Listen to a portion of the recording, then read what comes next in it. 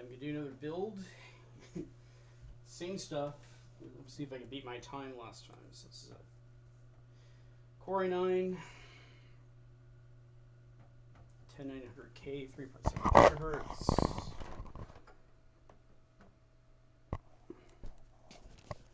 This is Corsair DDR4 ROM, 3600 megahertz. We have a Samsung 980 Pro Evo NVMe. Got a little bit different of a cooler, but I think the same design. Same power supply, Seasonic GM850. And the same motherboard, Mag Z490 Tomahawk. And same case, Carbohyte 200R. The price of the CPU went down by $15. So the price tag on this is $1383.92 after tax, $1269.65 before. I'm just gonna box stuff like I did before, and hopefully this time I'll get further. Hopefully this time I'll remember what I had in my cheat sheet, and I remembered my screwdriver this time.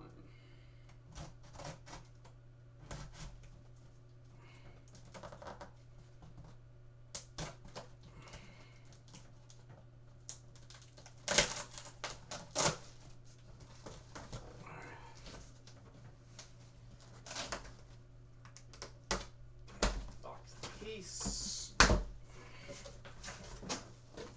Biggest thing through here.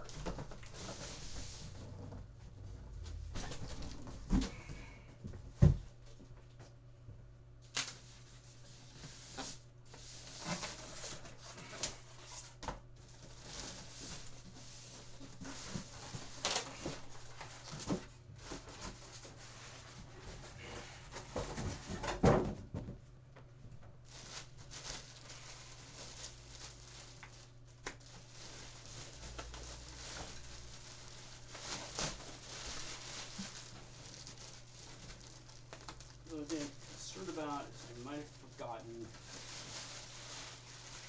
the layout for the power.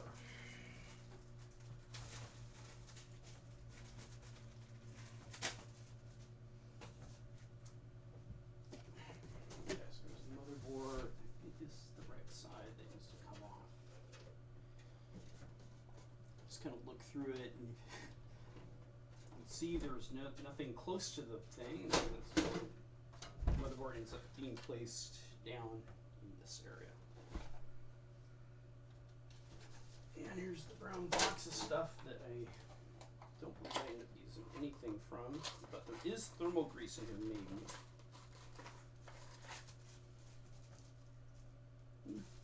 Not in this place. Didn't bring thermal grease with me, but I remember last time we were supplied with some. And all the cables inside are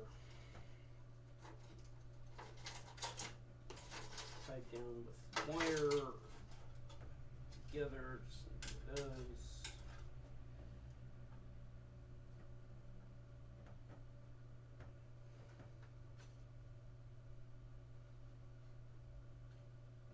Basically just untwisting twisty wires.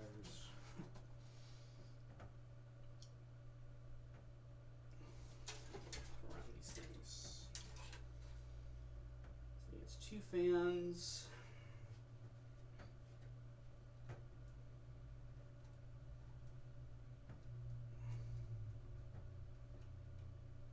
Power supply scheme. I don't have all this stuff unboxed ahead of time.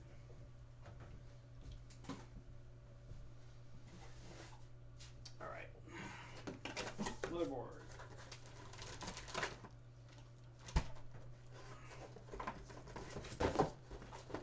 Some software documentation on the bottom.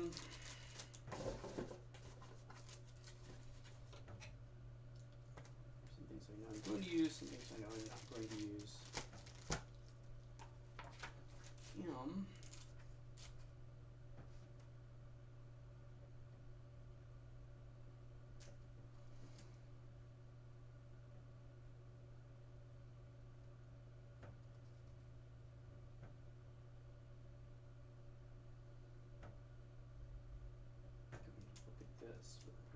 too long.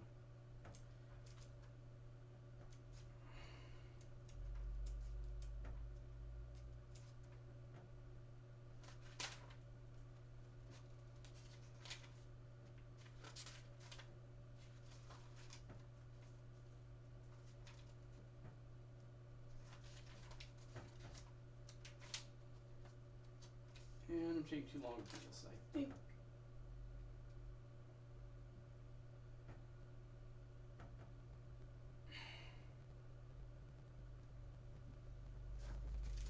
Pretty much this is what I was looking for last time.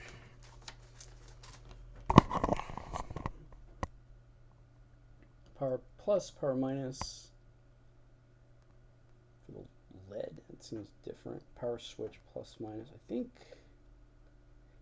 an HDD LED and reset switch. The last one's not used. There's 6 of them. Probably the most.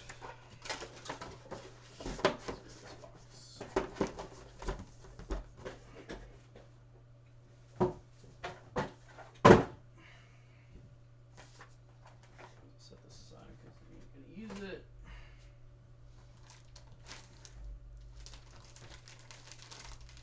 Bag off.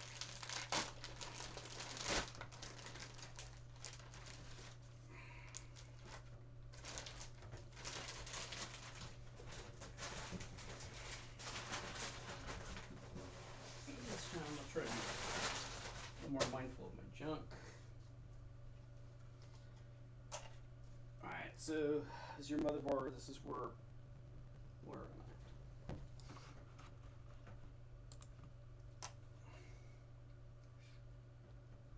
This big thing is where the power comes in. This is where the RAM goes. CPU goes here. The M2 goes there. Put it in this slot so you won't have any interference with. If you wanted a graphics card, they'd go there, but I don't have one. And okay. I'm not going to need SATA cables. I'm going to put all these cords and everything together.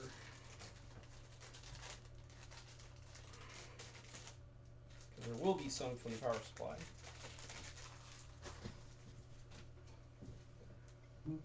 For now, it's going to go over there, and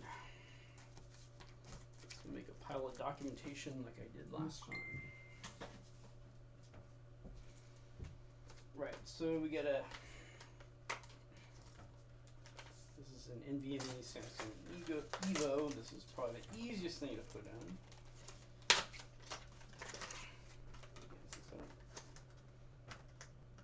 Good news is I have a copy of all the documentation for all this stuff already.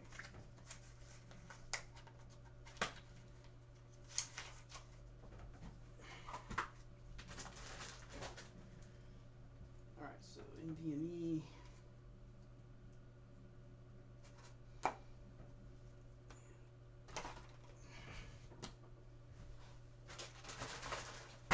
Got my tiny screwdriver.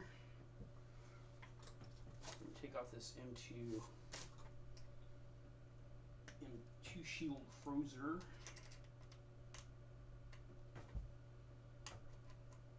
This is not the best setup. I think this thing comes out too far. But I could do this over here.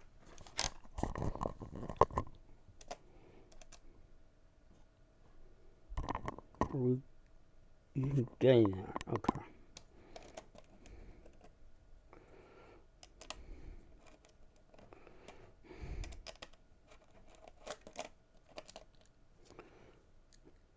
And there's a heat sink below it.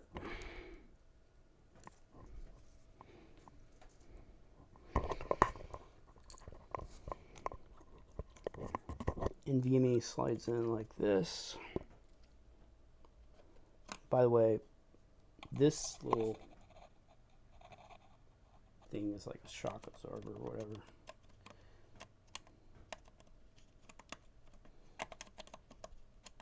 Yeah, why can't we?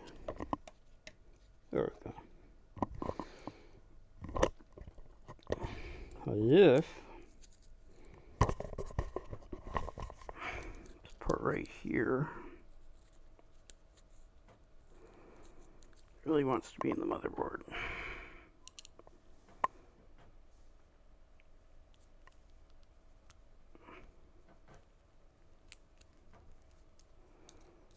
It's playing hardball with me. Why is that?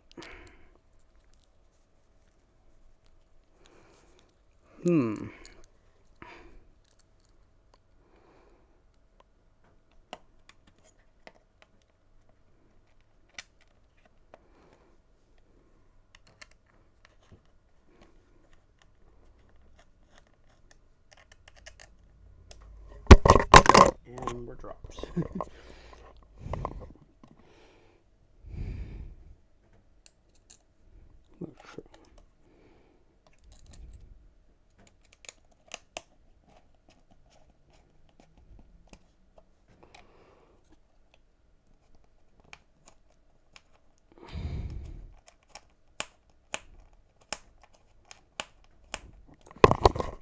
I'm going to check something.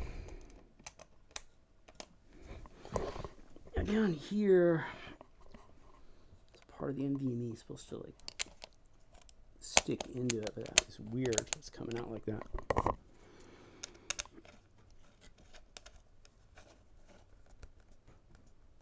I don't think it's a big deal. Alright, so step one, we've got our hard disk in. Step two is the RAM.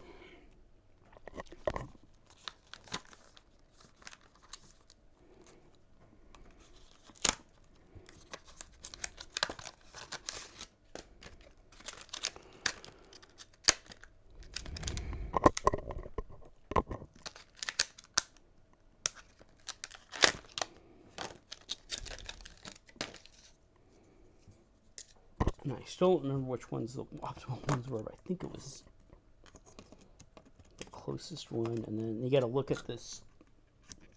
Is it lining up?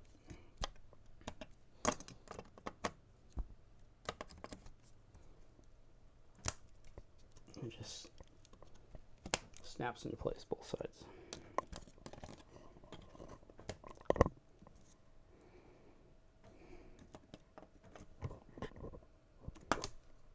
Do it like this. See what those grooves are. Is it about the right size? Yeah. Okay. Could have went quicker, but I wanted to show that. All right. Not that this is a race. All right. So now we got to ram it, and I'll show you.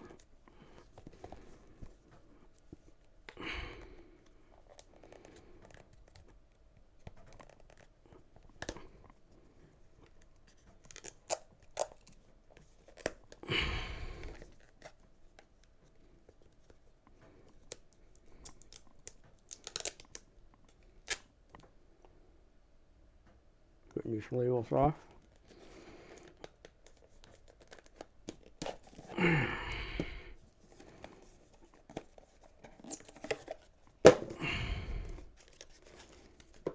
Jigsaw puzzle. I guess there's some kind of documentation in there, which I may end up keeping.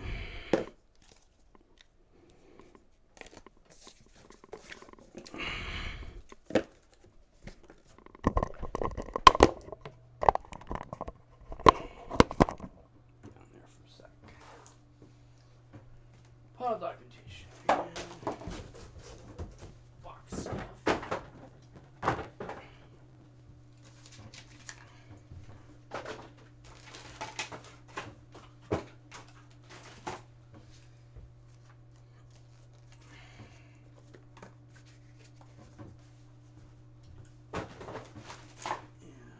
Take this, it comes in a plastic case, you take it off, but first I'm going to take off the plastic cover. It just popped off. Alright. This goes out. Goes up.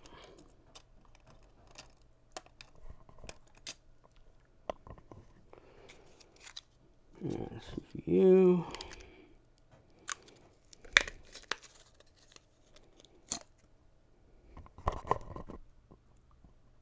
wires are facing this way. Ah, we can see them a little better this time, and we just set it down. If it fits,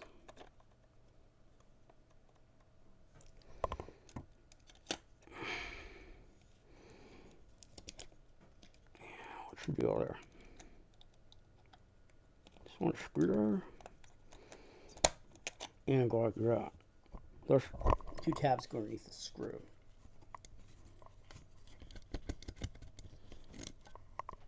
Alright, there's going to need to be thermal grease on that, but I'm going to wait for a little while this time. Because I'm not finding any thermal grease here, so I'm going to go get some.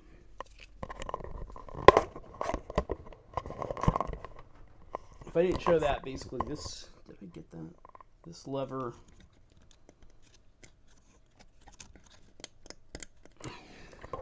comes up.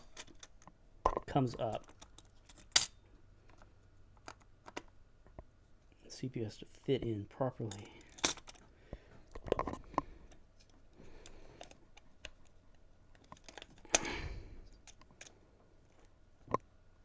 I'm getting this. And it goes down. Like that. A little worried I had that misaligned before. That would be bad. Alright. Then our fan. This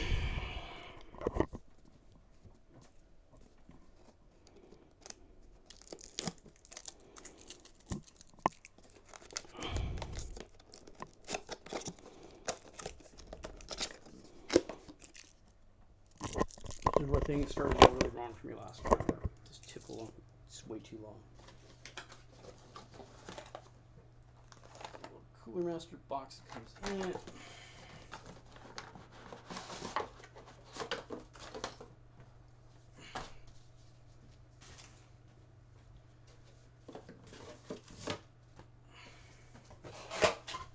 Instructions that I probably should have read better last time.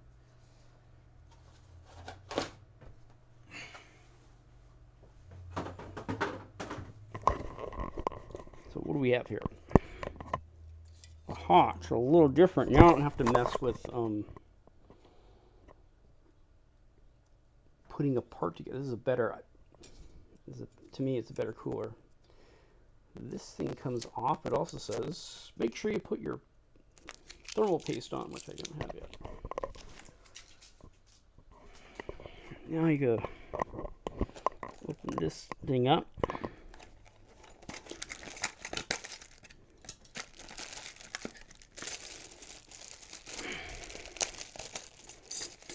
We're looking for this thing.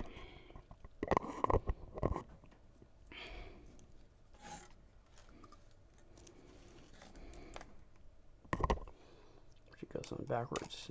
One of these directions. Just like that. And you can see there's 4 holes that line up to the. Okay. There's my thermal paste. Thank you. I thought it came with something. Now we're looking for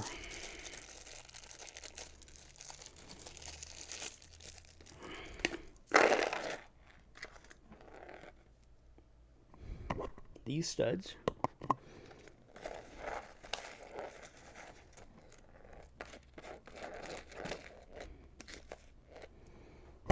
There are 4 of them.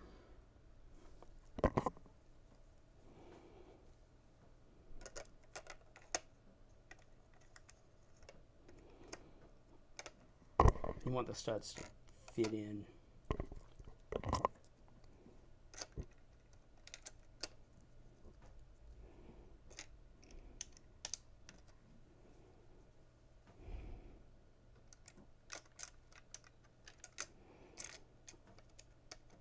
The question I have in my mind is this going in the right direction or not?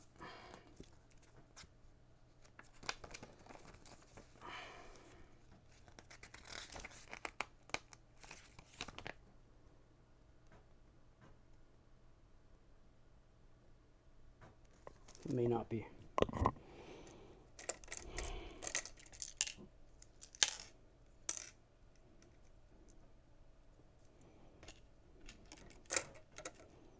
That didn't seem right. That didn't, okay. Ooh, we're falling. Okay, so I did have it in the right direction. Alright.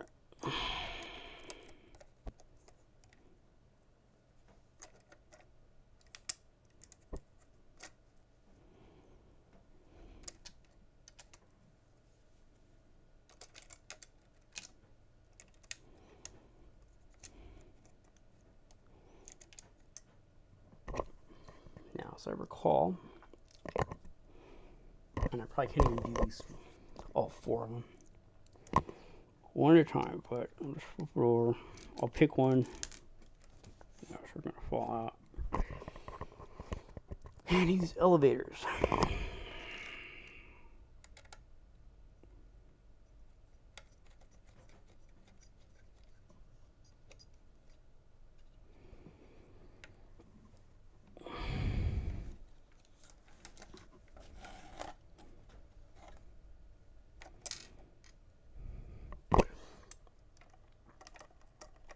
This is the boring, tedious part. The other parts are easy.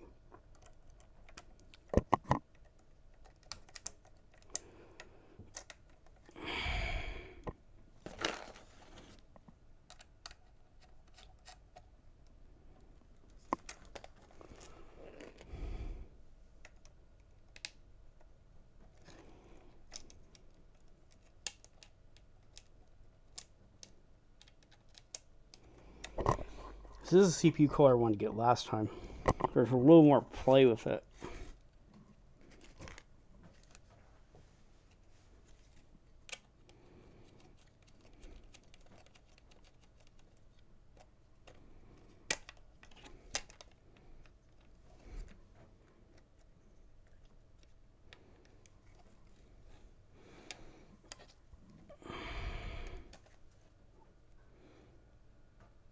Yeah, okay.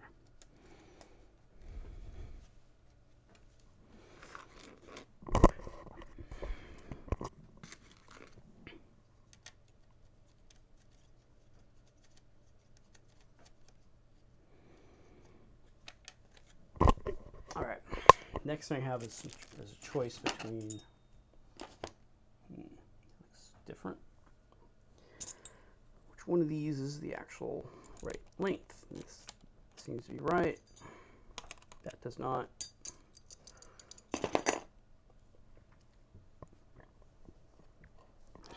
You know, which direction are we going in?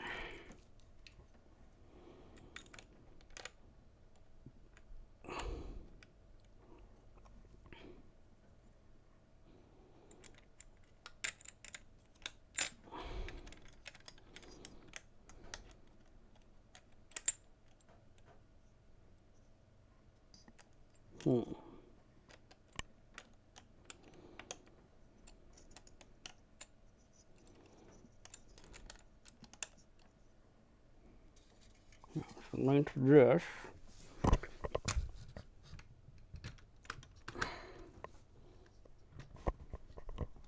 Yeah, that's the right length. Alright, thermal grease. Also,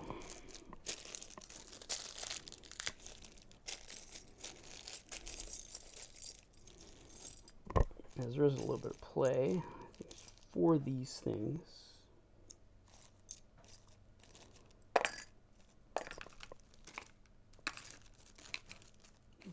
Grease. Before I do this,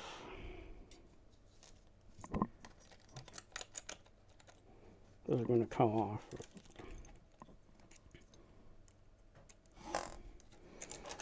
In the case of this one, you put the 4 studs over.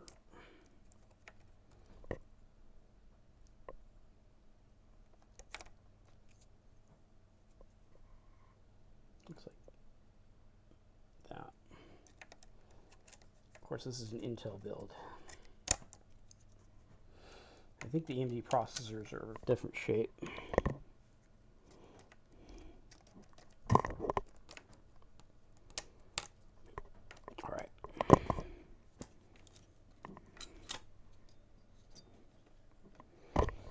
Now we have more sturdiness. Now let's do our thermal paste.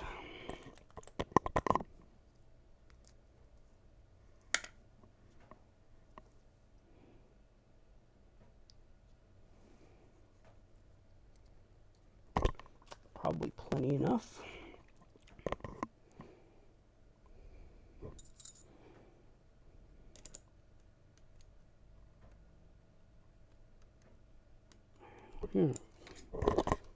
I'm not sure is if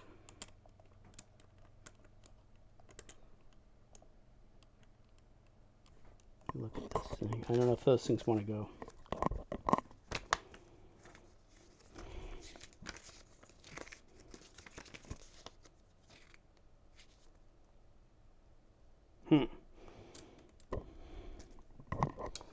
And my cardinal rule from before, if it doesn't really fit, I'm probably not doing it right.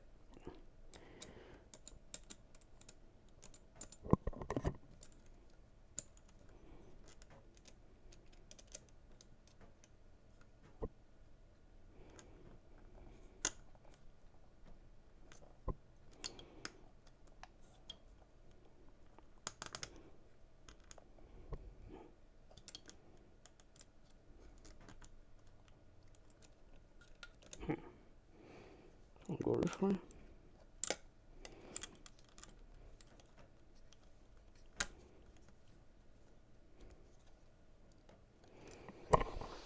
Doesn't seem to matter all that much, but perhaps I put on the stud holders too quick.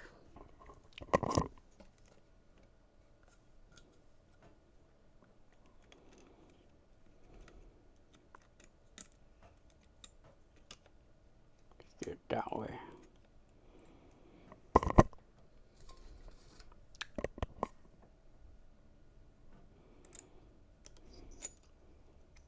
Now, the end I put this on dictates the direction that the fans are going to blow, and I guess if I have this that way, CPU fans are going both.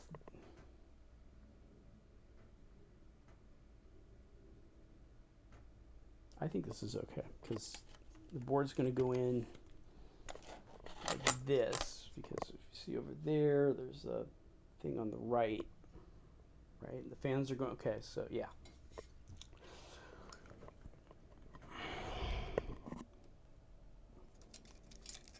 Cable out.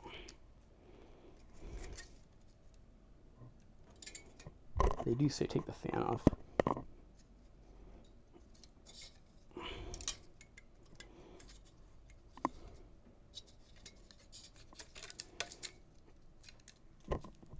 In that case, it's not flimsy wire.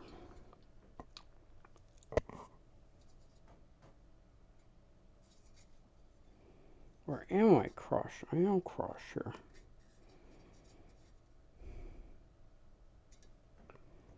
Let's do it like this. Have all the fans working together.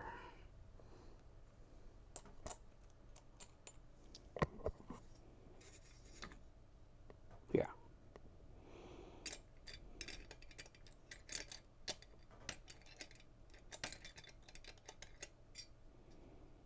Or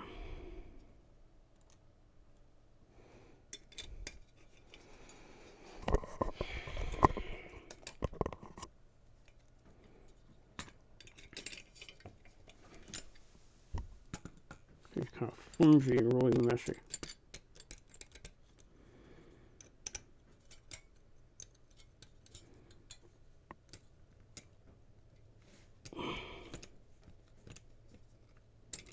I should do it this way.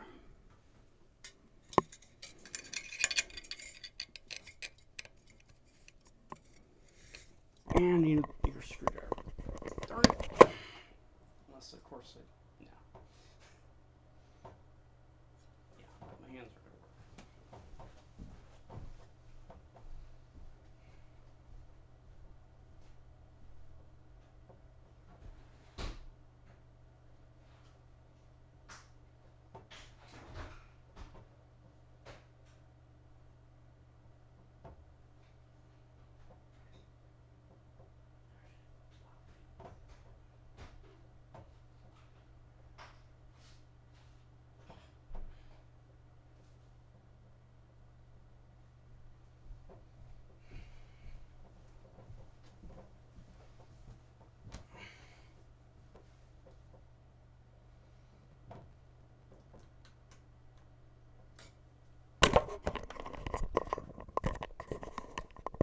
get it started.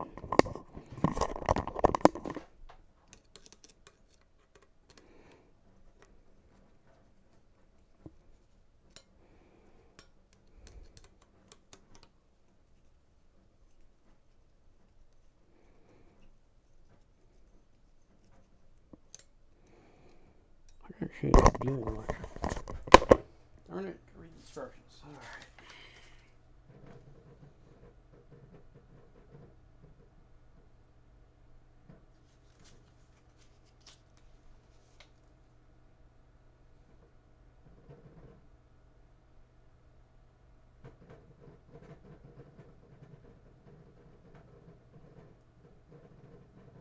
Ah.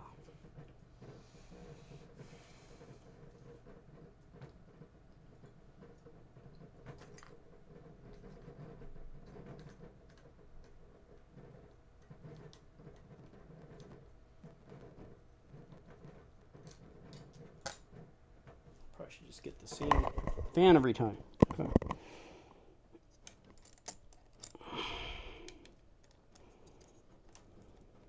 That was horrible.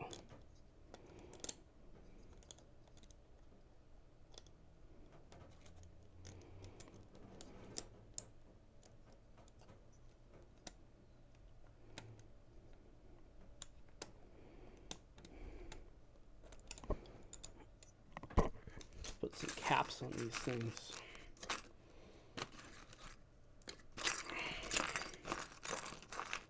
Look like this.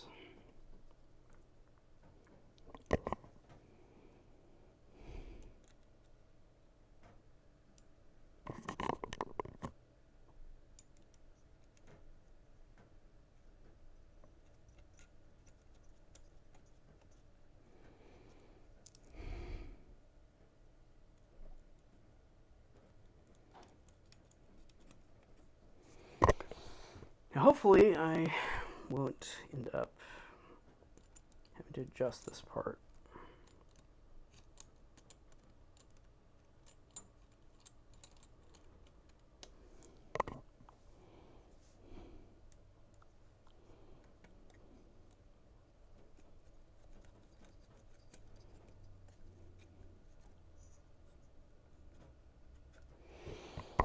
All right, now let's try it.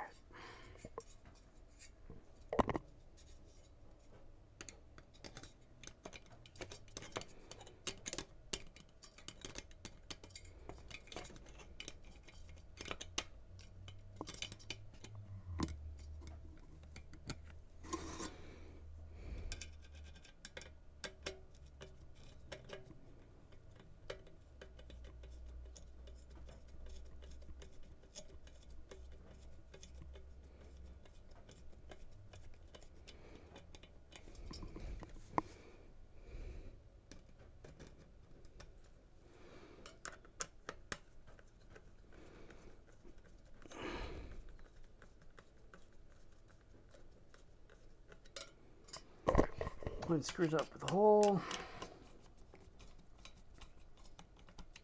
so seems like it's decided it's tight. All right, so there we go. And fan look like this. I should probably do my fan power first. And it's one of these 4 pins down here.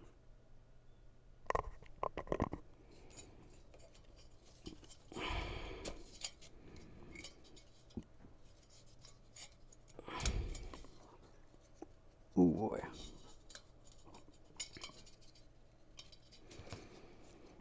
And we'll just pick the other side. Got more space.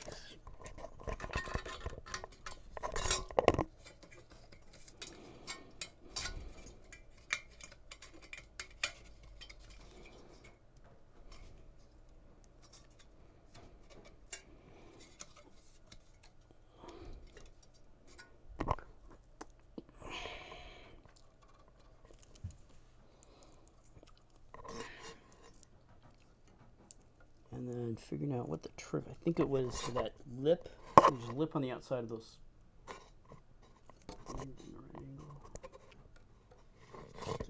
fan here.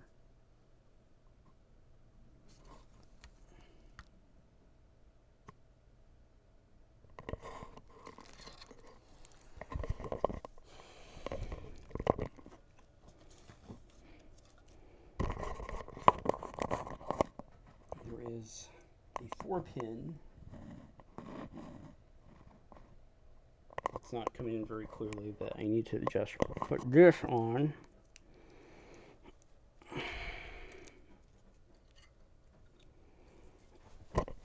I think the grooves go up towards the lip.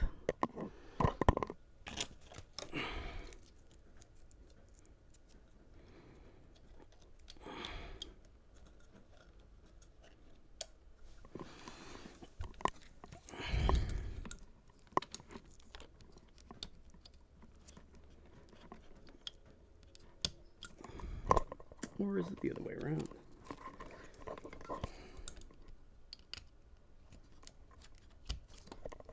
Slides on, you're good. Alright. So now we have a fan. Documentation over here.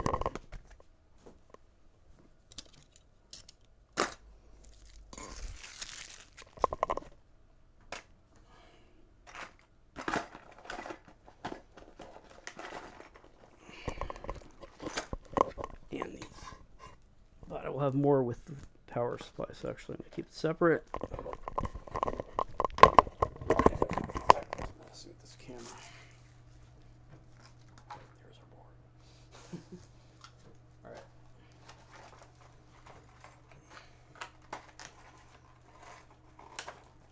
So cooling master stuff aside.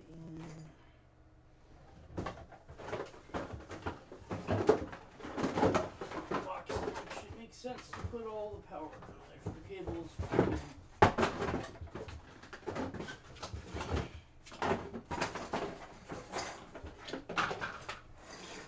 Crash boom. Actually, I might put in this thing. What do I need that for? All right.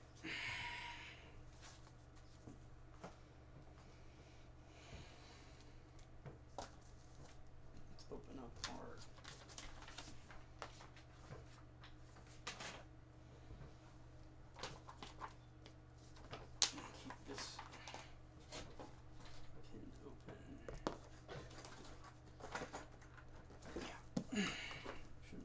Remember, next time, use the power supply box for your extra stuff. Open this stuff up.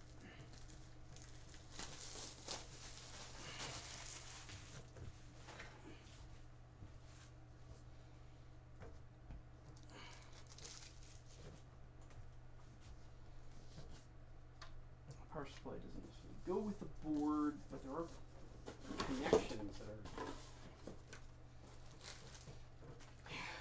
Ties are going to be extra.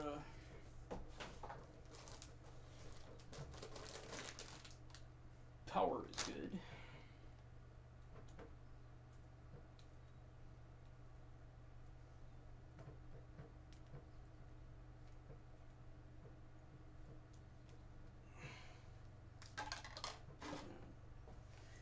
Breaking the tie always works.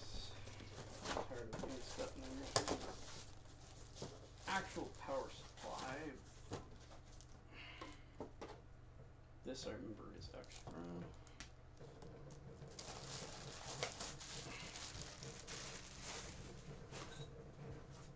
So many plastic bags going in there.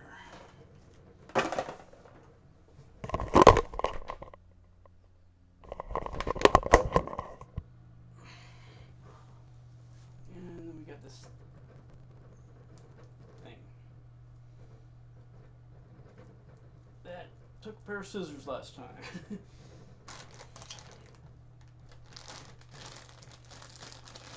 So a lot of these cables are going to be left over.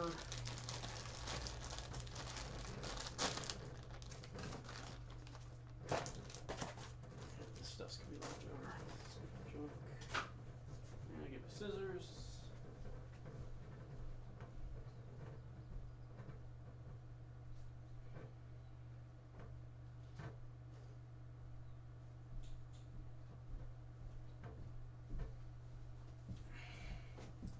like I'm going too fast.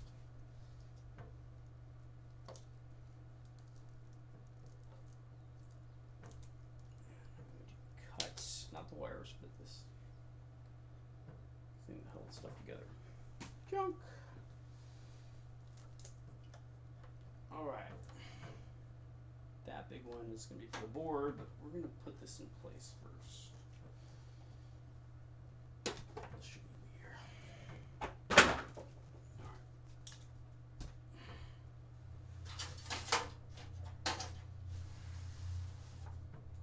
Now on the back is where power and whatnot goes, and you kind of just judge it. Okay, where's the top? Where's the bottom of this thing? There's the top, there's the bottom, so whatever makes sense for what the top is. But I think that the fan needs to go out towards the mesh. Probably the way I should do it. A little kind of ridge that you go into, and we'll slide them in place. I did have screws, I thought.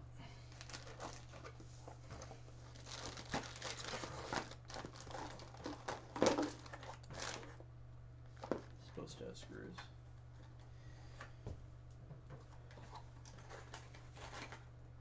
It's not going to be in there.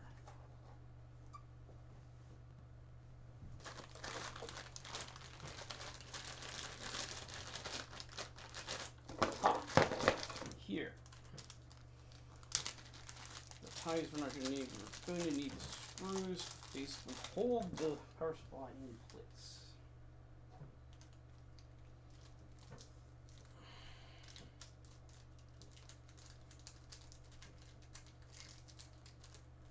Should be 4 of them. Screwdriver. That skips this one. It's going to work. So all I need is this screwdriver.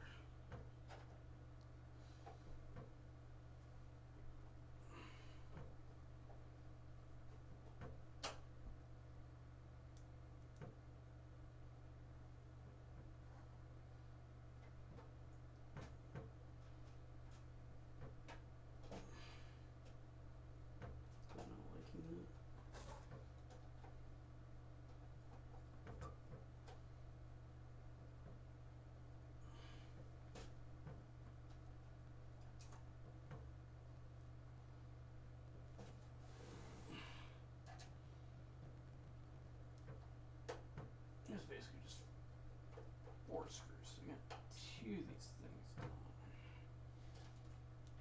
And we should do the third one. That seems like a little.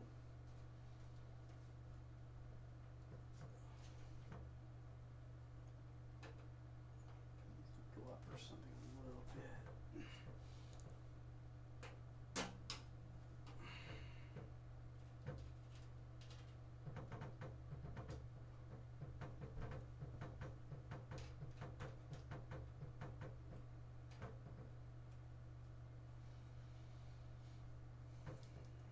This thing happens to have magnetic ends, so that helps.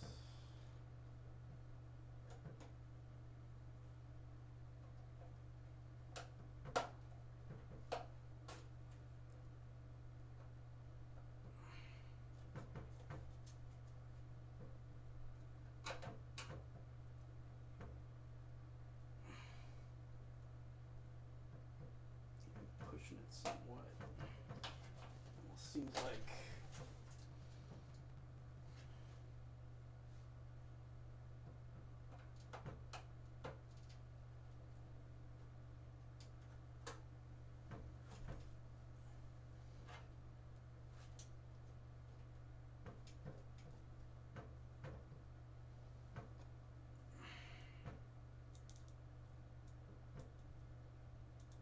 Could be that I have it in upside down.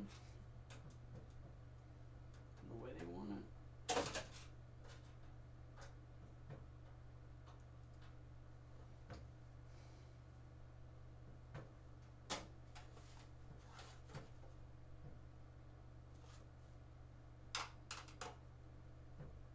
These screws are kind of kitty corner.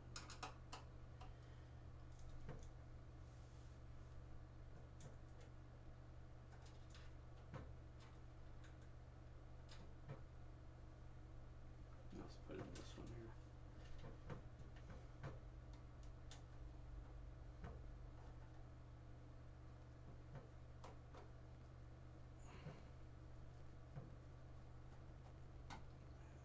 Makes some sense in here.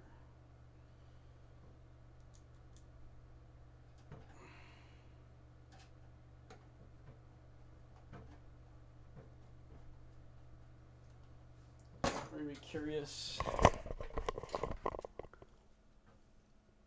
Those are the places that the screws actually went into, at least for me. See, those are kind of off, but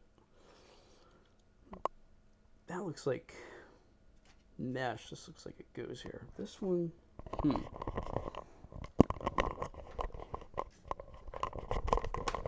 check the screw here.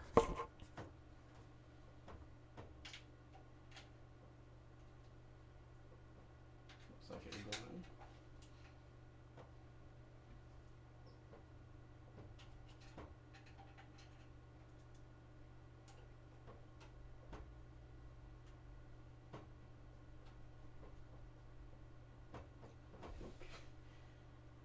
Doesn't look like any cables were broken. Alright, so now the less fun part begins. We just kind of get all this stuff out, and I'll go over this one more time. At least I'll go by what the manual says, and with these cables, because most of these cables, with a few exceptions, as I said before.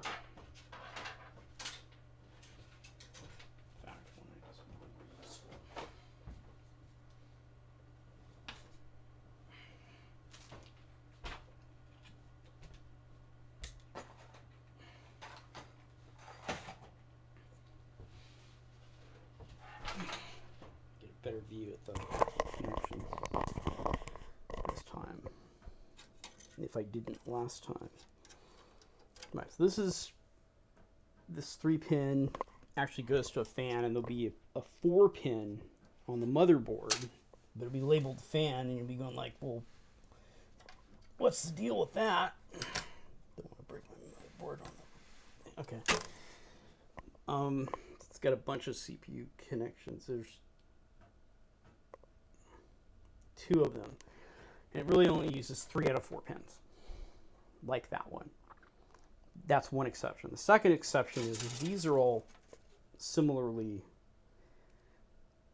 set out, and the real question is, and the trouble I had the first time I did this, is that the manual says power LED on the top, HDD LED on the bottom, power switch plus and minus, and I don't remember it being that way. I remember the power switch being to the left.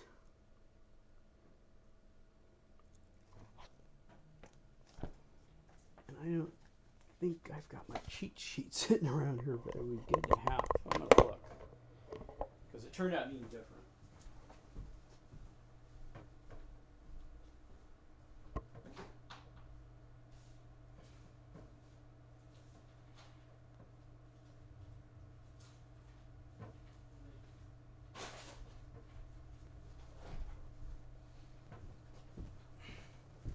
So I thought I built the computer as broken, but it's supposed to be power LED plus, power LED minus, power SW. They take up the, where the heck are we talking about on the motherboard? Otherwise, it won't be making any sense. Right here.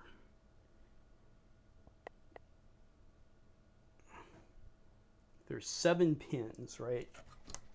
This 7th one is unused. Reset software. HDD LED goes to the first 2. If I thought I'd be better off if I... Okay. Everything else pretty much goes where it fits, but so for first... I'm trying to decide right now is, do I put the board in first and then attach the wires? Because there actually is the CPU. You're just gonna be stubborn. Right? The CPU. There you go. You're gonna stay. Power is in a tough place given the fact you have a fan. And I remember from this, you didn't need to have CPU power 2 in, just 1.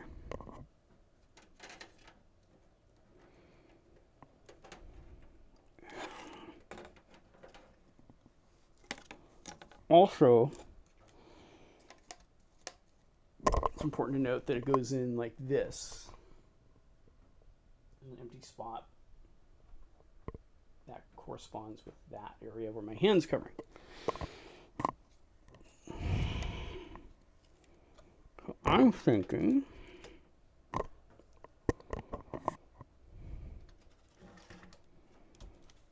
make life easier,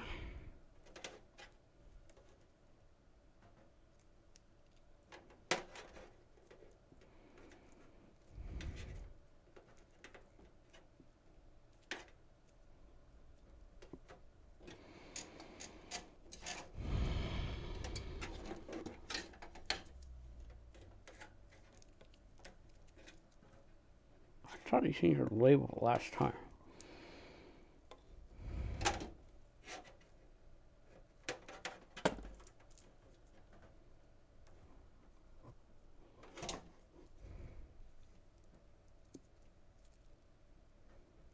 It just says R. That takes 8.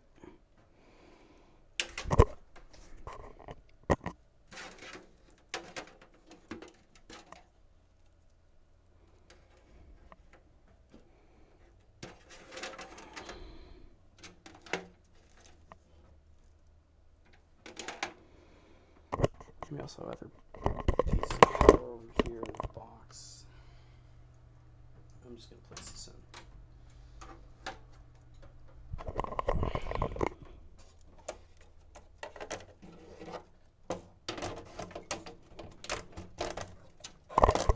But before I drop it, there's these little things sticking up, and I want to line them up with the holes in the motherboard.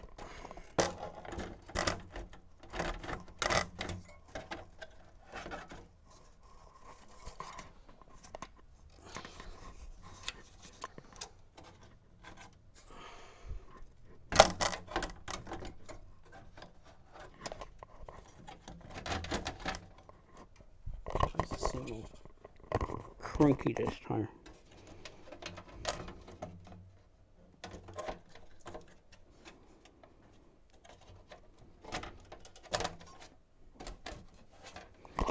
You can look at this to see if it's kind of lining up or not.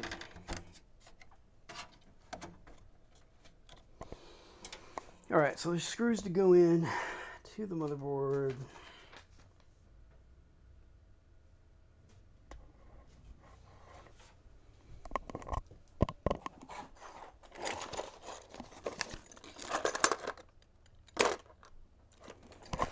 Over here.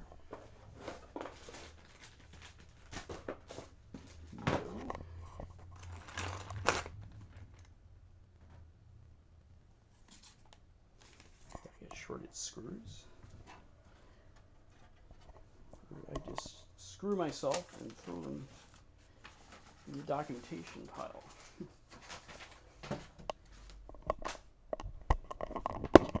Scramble for screws. They might even be underneath the board for comedy purposes. And no.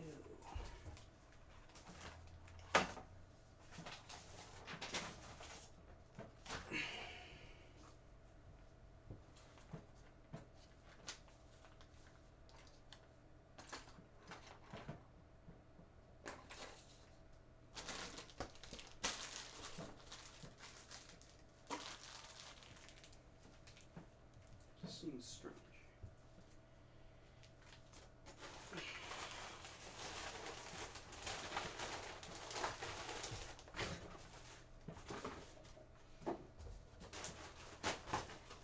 And of course, this box is what I'm looking for.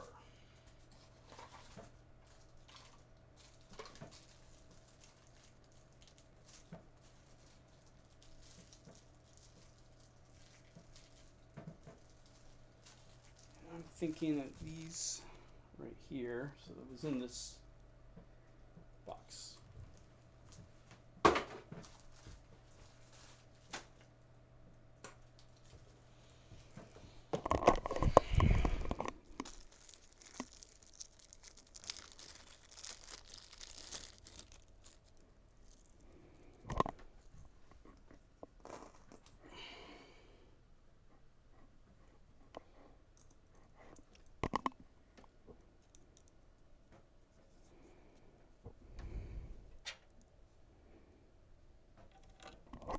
Let's see how well I have this thing lined up.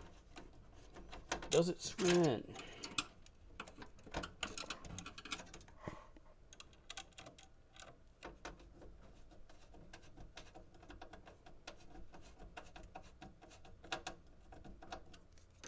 Yes, okay.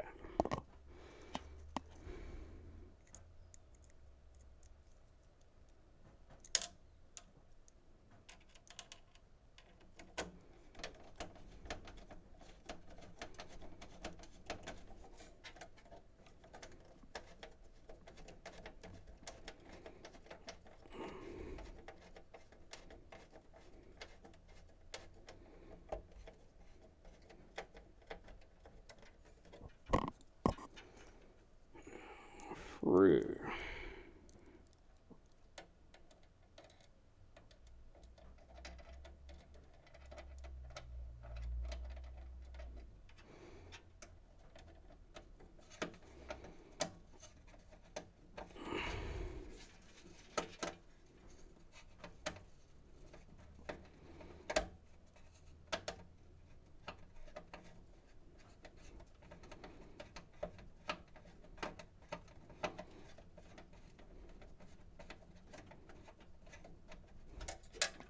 Okay, we're not lined up. Exactly right.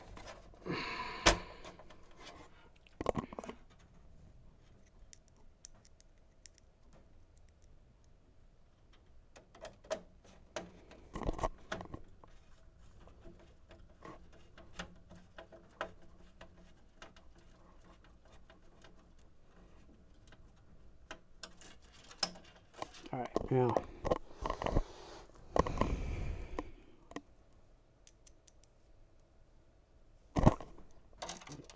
Here.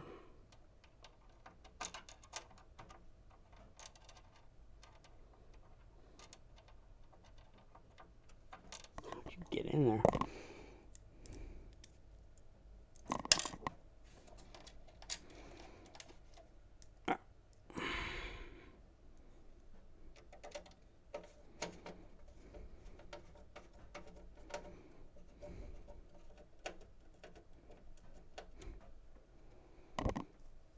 Go for easy first.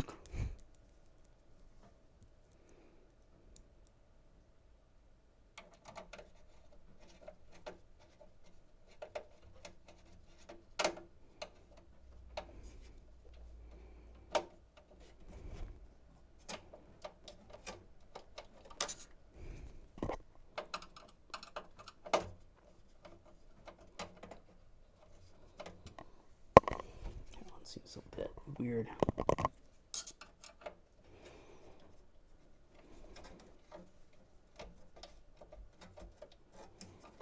Okay,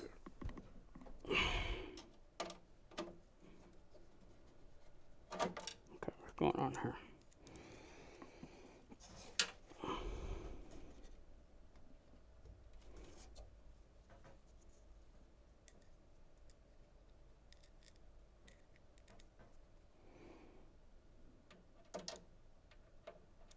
Come on.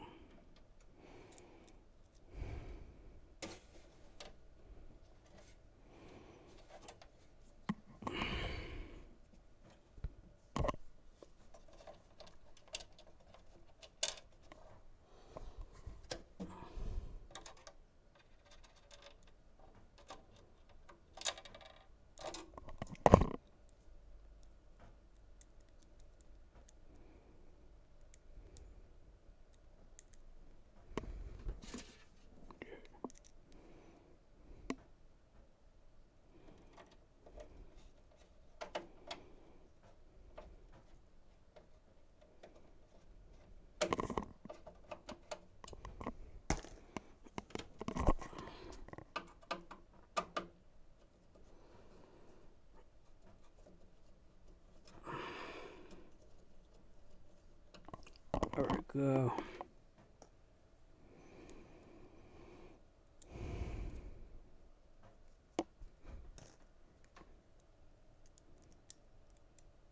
This screw seems to be better for putting them in initially.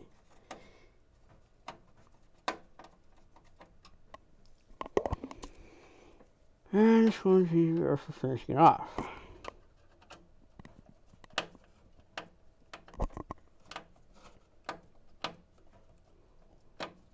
And this thing wouldn't skip.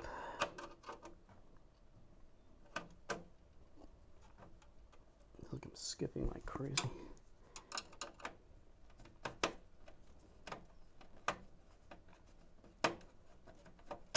Like, what is that even going in?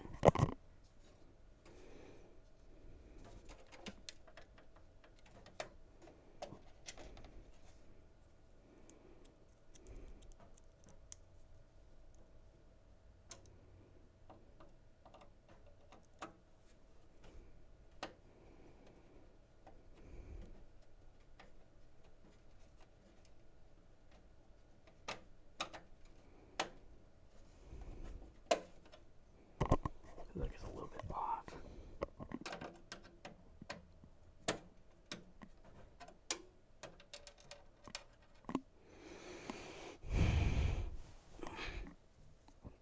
Try this one over here.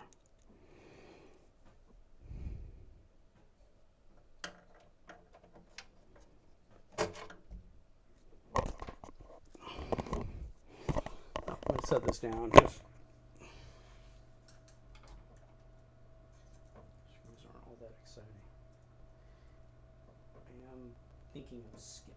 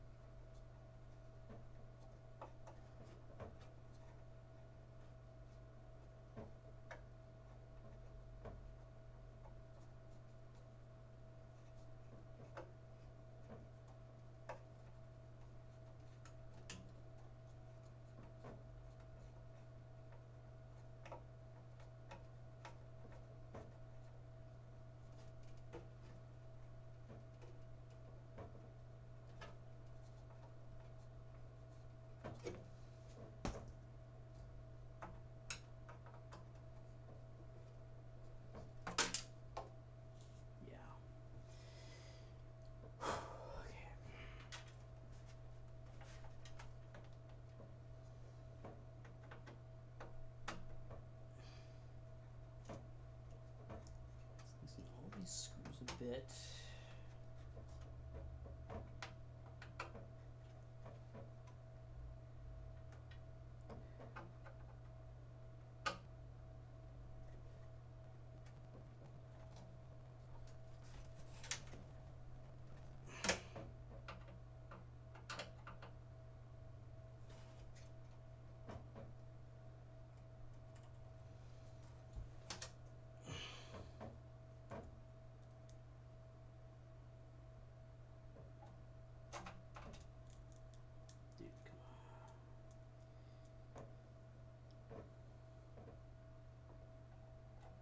Might be the most time-consuming part of this whole thing.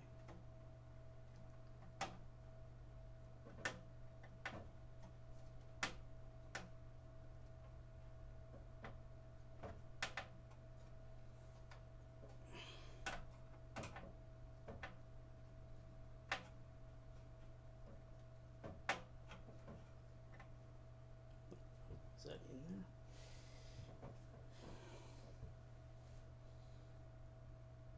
I lost a screw.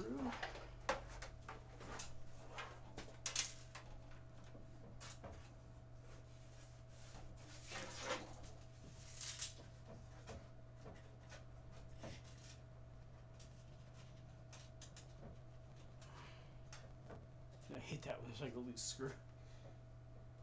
Pick the gear up like rattle, rattle, rattle.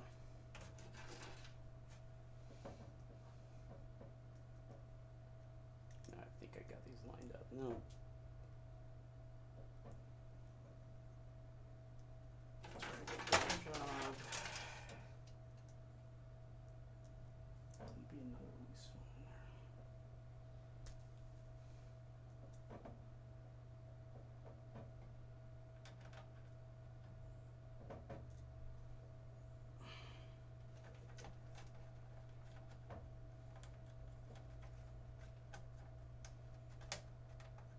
doesn't work, just take a crowbar and just kind of hammer. Just kidding. This is only my 4th build, and the screws are gonna get me. Place it down with the small one first.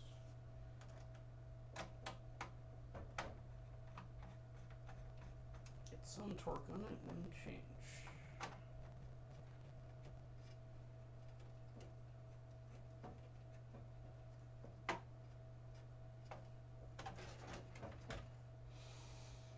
And this middle one, I'm going to make sure I didn't, I think I might have lost one of the screws. I loosened it too much.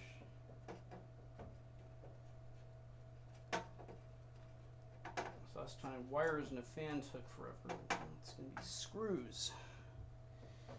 Of course, you can't really tell if something's loose with all these cables, but we'll be able to sort that out eventually.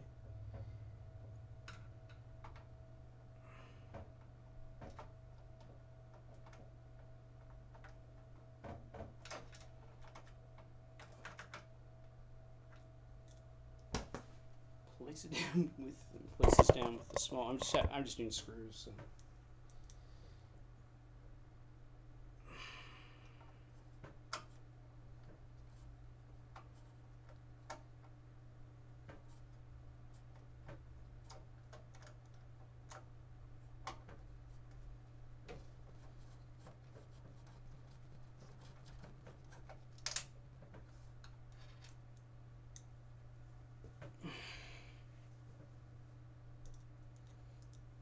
Or you just use nails. Doesn't work. Okay.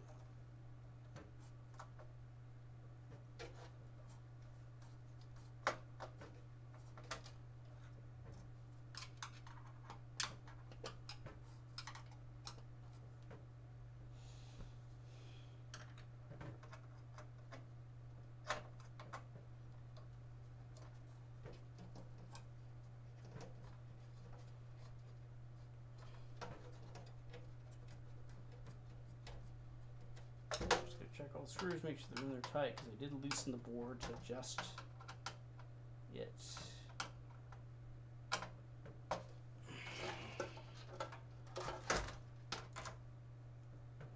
popped it right out.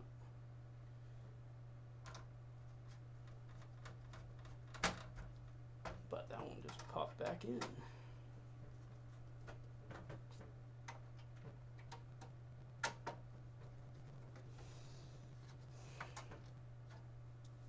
Side one keeps being a pain in the butt.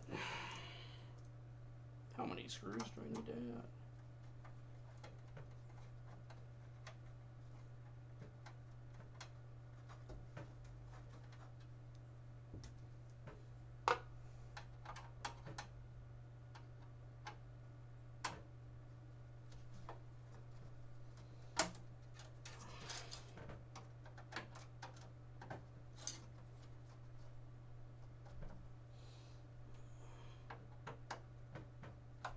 I think the board's in.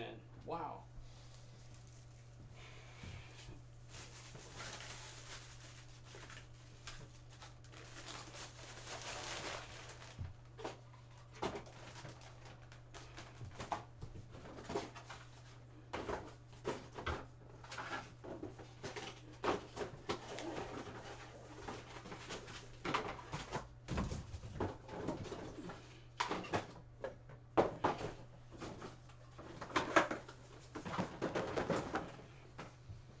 Now we gotta connect all the power stuff. Now this has an extra box of stuff that I'll set aside.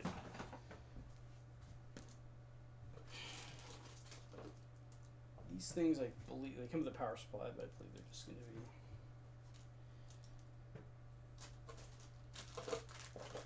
be extra.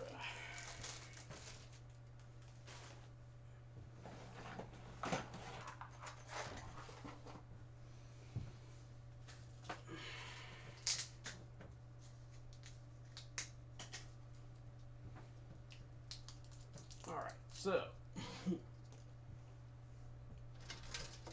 what do we got going on here?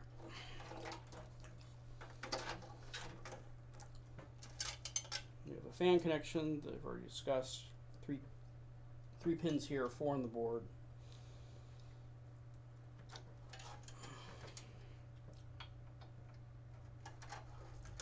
Let's see, now I know how to put, last time I was taking like 10 minutes for how to put that thing in.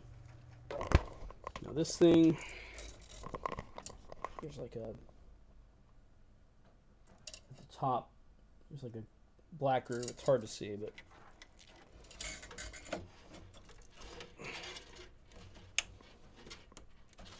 it just snaps into place. All right, 2 cables are in. Okay, what's this thing? Okay, so look at this thing. Look at the top. It has 1, 2, 3, 4, 5, 6, 7, 8, 9 pins. With on the right there's one that's clogged up on the bottom.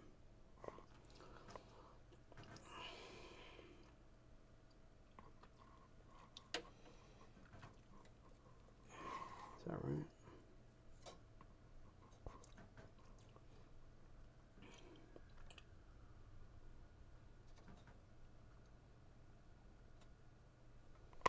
Right here, looks like it has the same pattern.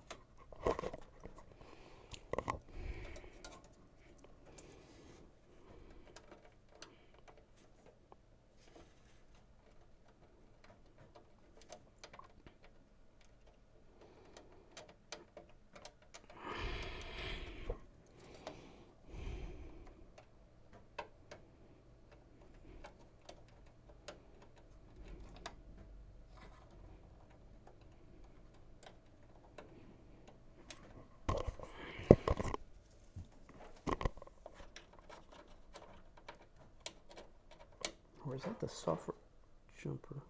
No, it's not. The power jumpers.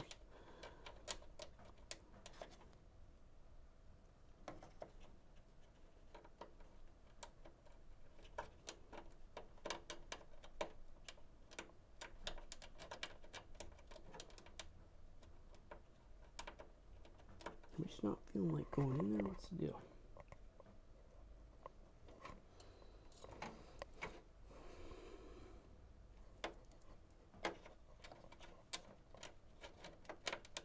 Last time I got that on in a second. Okay, I'm going to set this down.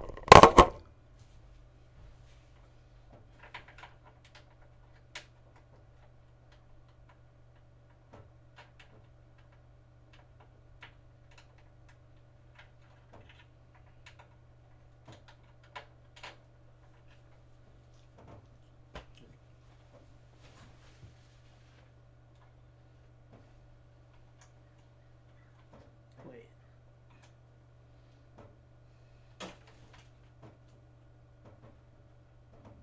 It's not in the same place.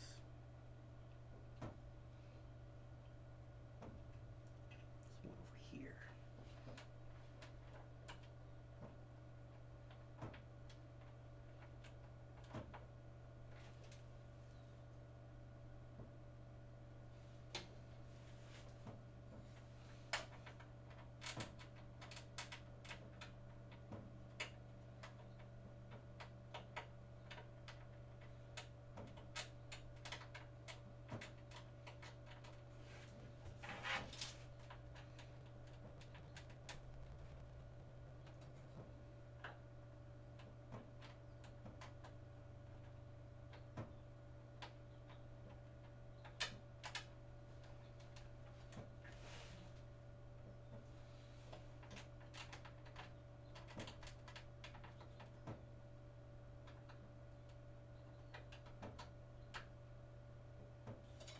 Serious.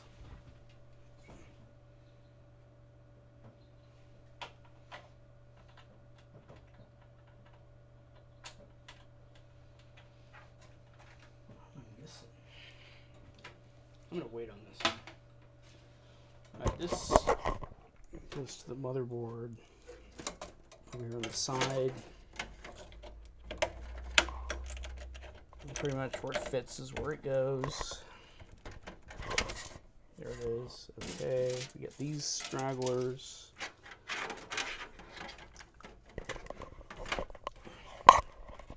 We've got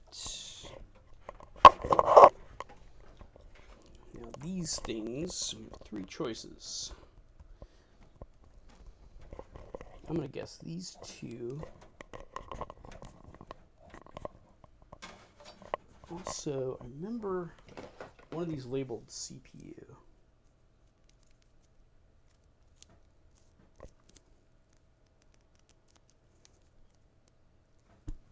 At least I thought. I remember that.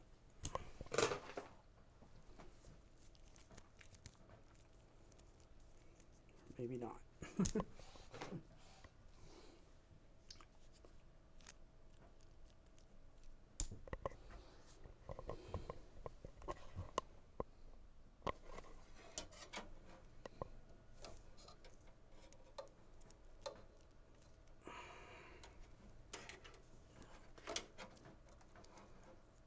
Ponder over this forever.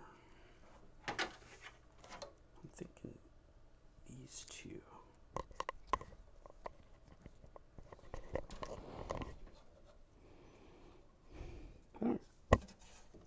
Weird. It doesn't.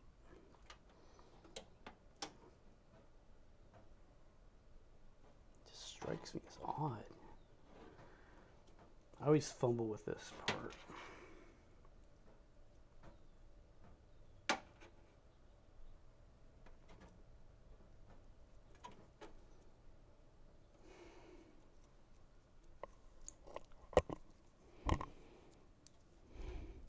Here, taking it apart.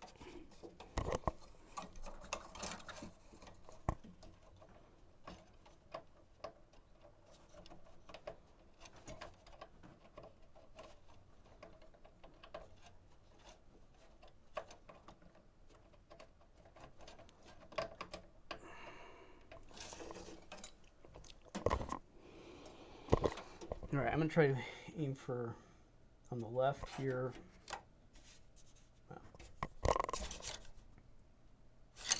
To get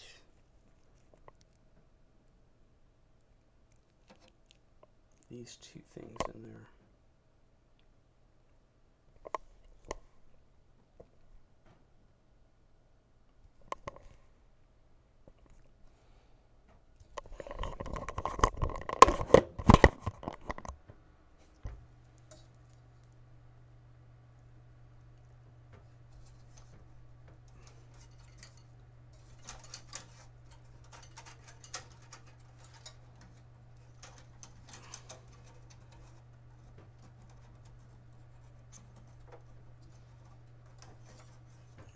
Rogue fan. So this is a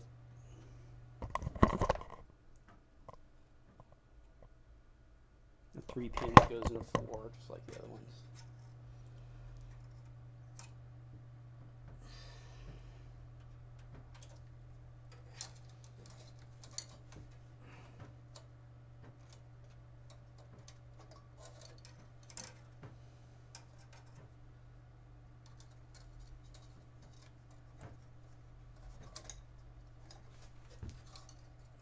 Freaking connectors are right next to the.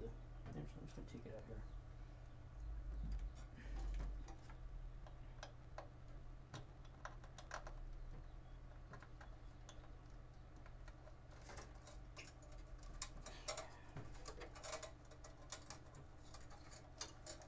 CPU fan cables in. All right, let's do.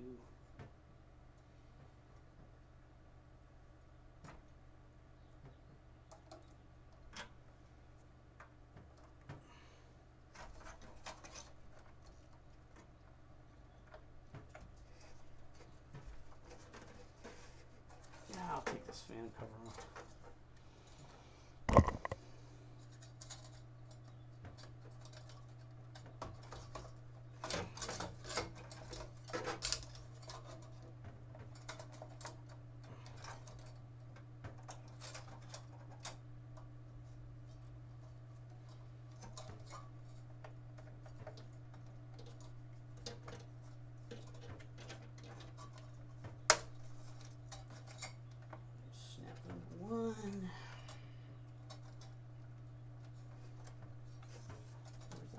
line of right.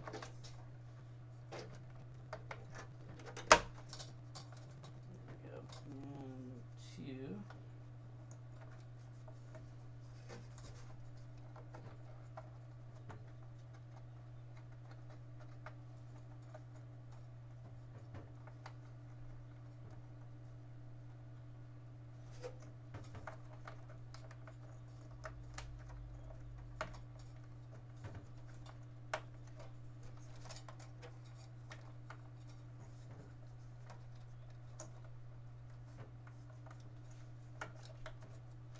That's it. So those 2 end up going right where I'm not showing. Should be like right there, man. What's the deal? This thing.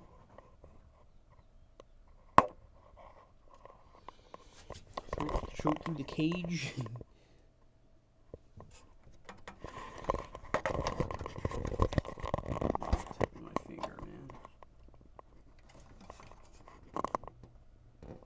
Those 2 ended up going there. I don't have that one plugged in.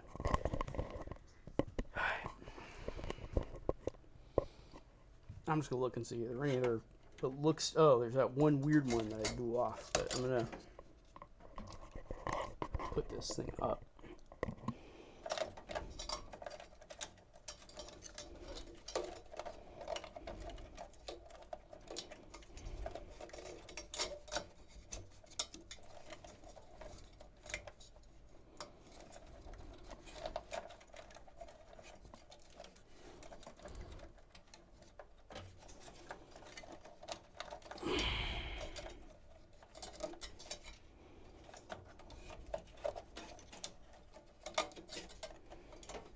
I'm not claiming to be Captain Cable Management either.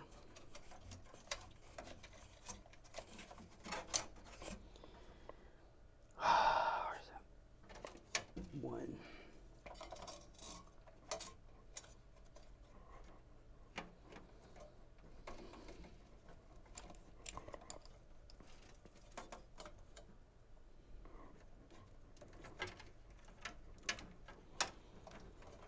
The one that I blew off, the one that got away.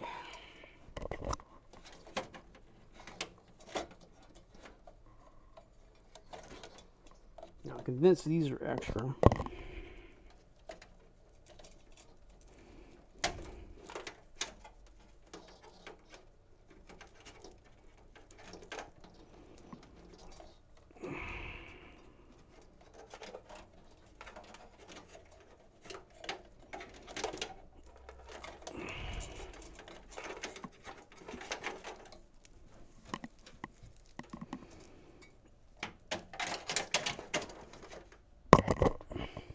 Dip those in there. Okay, what the frick is going on here?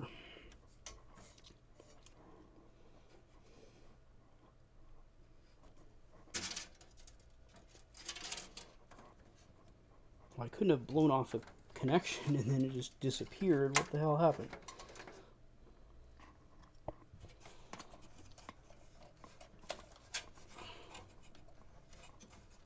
Did it get lost in the fan?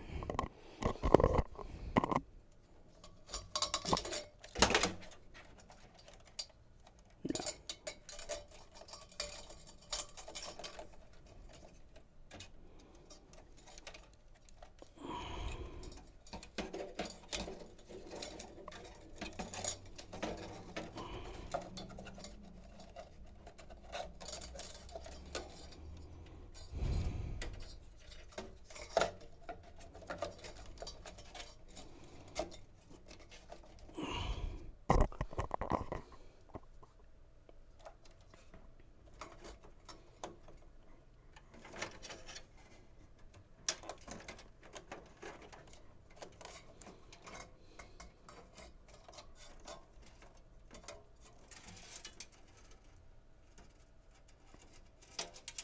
Right, chuck it. This is the thing I chucked over there. All right.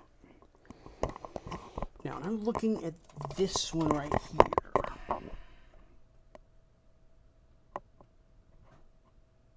What I'm seeing is above my disgusting fingernail is a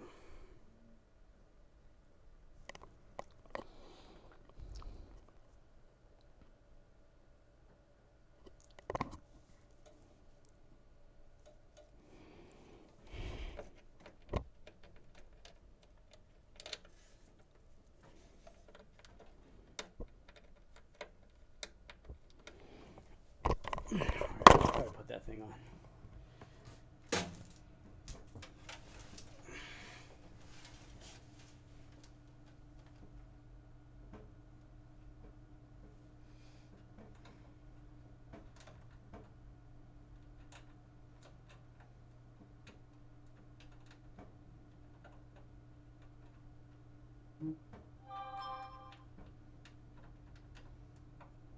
Oh, come on.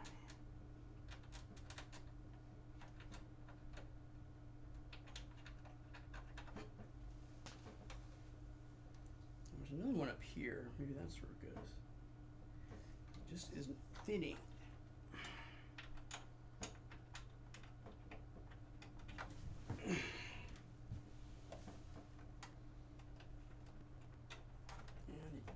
So that weird one ended up going down here instead of over there. In fact, that might have been the jumper. I think in theory this one's the same as this, but I'm not gonna mess with it. It's on there. Alright, now we have these things. So let's get my cheat sheet. Left to right. This one here. In the back we have Power Plus.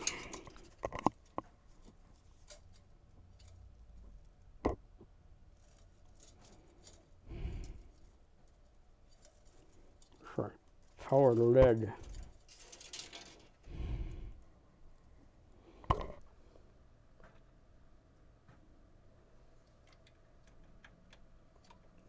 So you look at it real closely.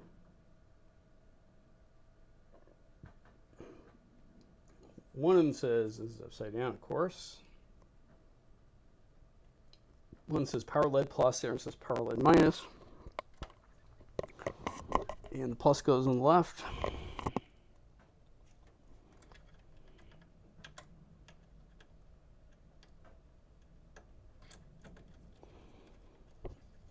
And minus goes on the right.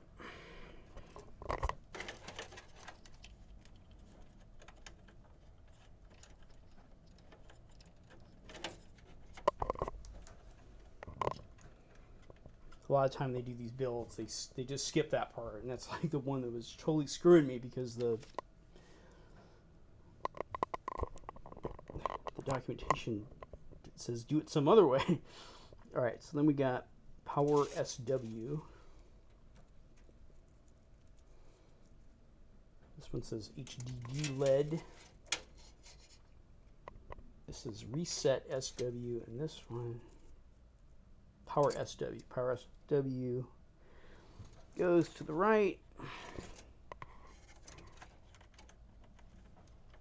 with the letters facing me.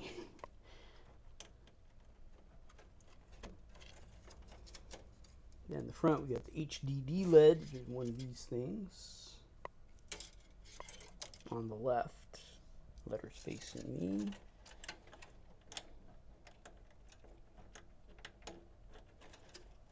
Right, and of course I think I actually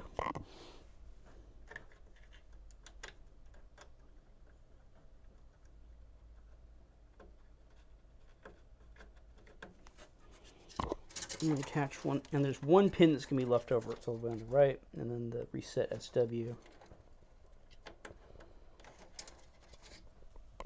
On these two, so what you have left is just one pin.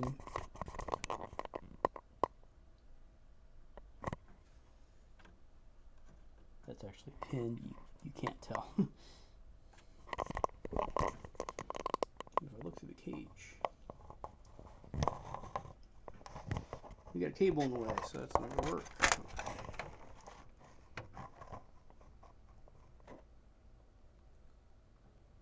There, kind of. At the bottom there. Alright, so it seems as though if everything went well,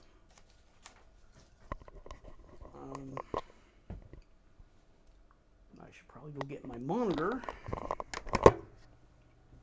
power supply in, and keyboard and mouse.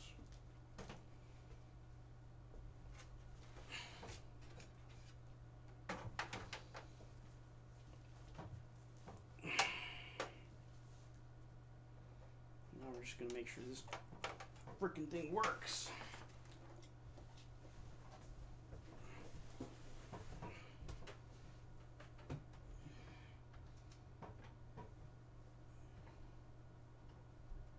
This Dukes of Hazzard style with my monitor. Those are necessary. These are not going to be. This is misleading to the point I had to go to the computer store the first time. Yeah, wonder.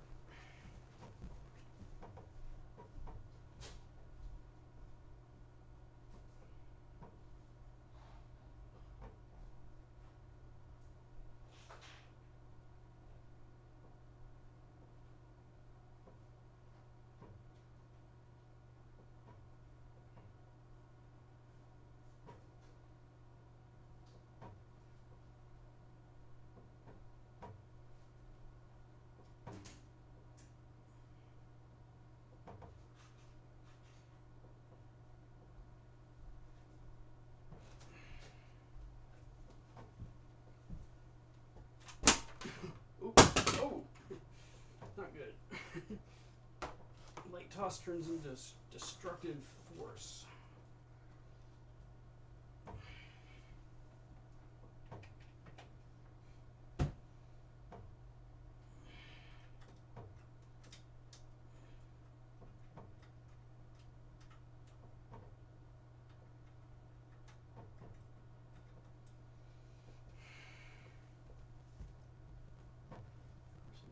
HDMI cable.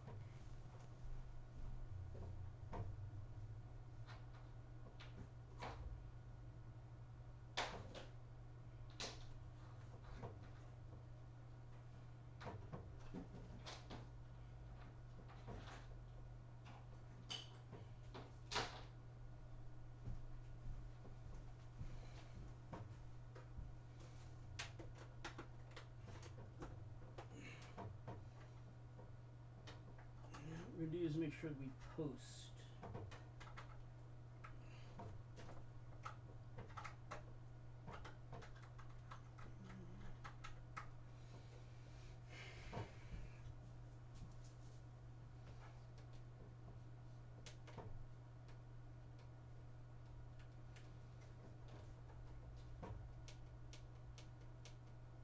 And of course, what we have to do is actually turn the power supply on. I think. Voila.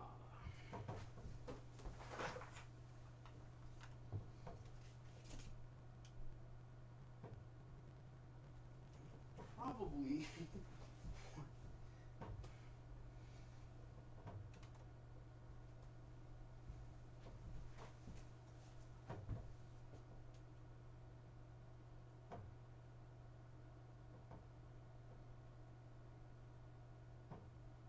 That's weird. What's it telling me?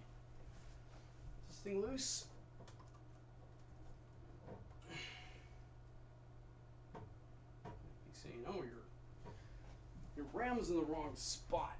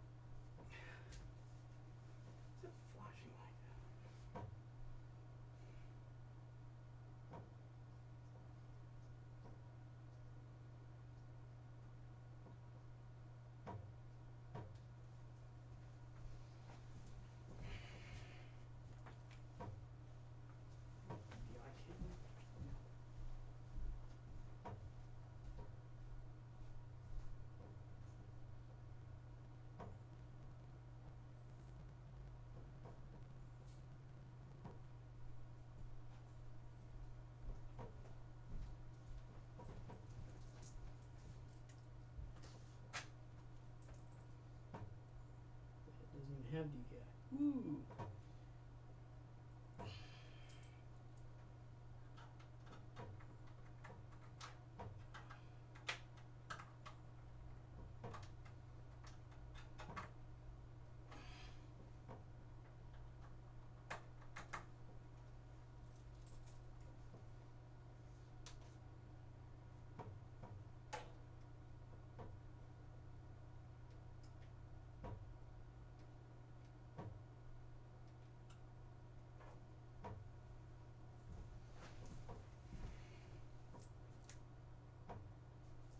Memory modules were found in OK. Alright, let's do this every time.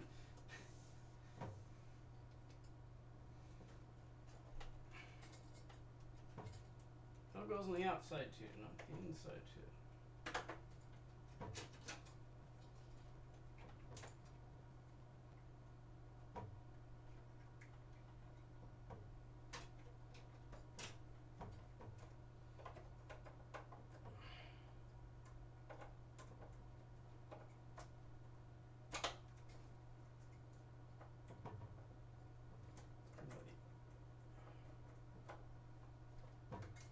The outside, then skip one, and you put one more over. Okay, let's try it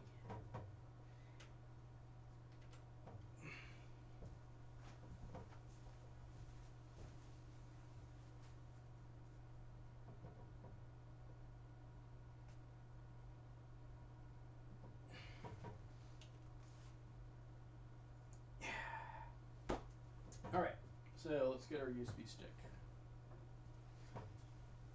This way, where it was.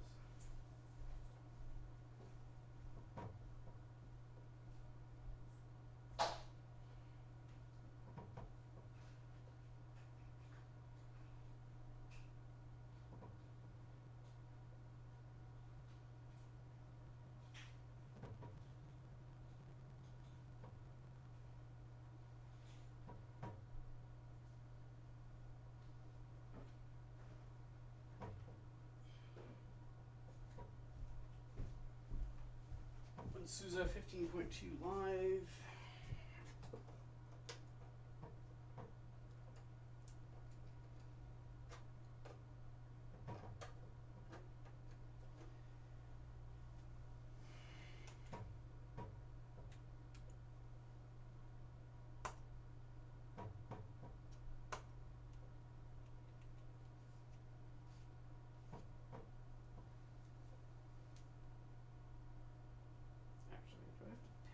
Boot device, probably.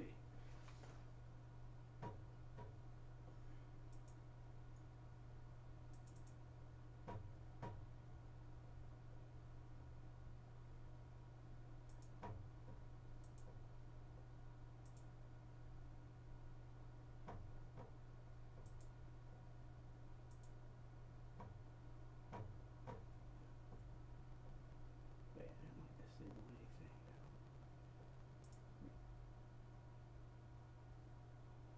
Oh, okay.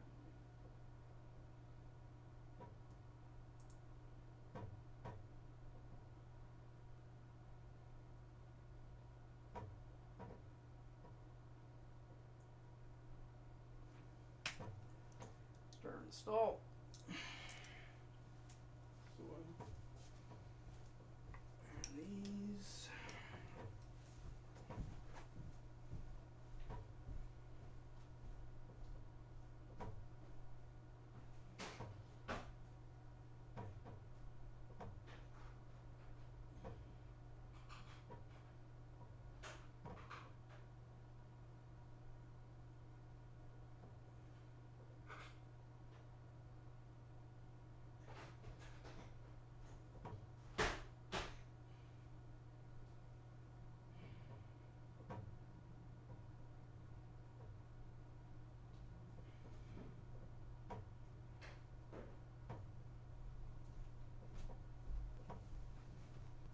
And of course, I'm not even getting this on camera that well. OpenSuSE Live already. Installation. Heck, I might as well put the panel on. What's it saying here? Internal error.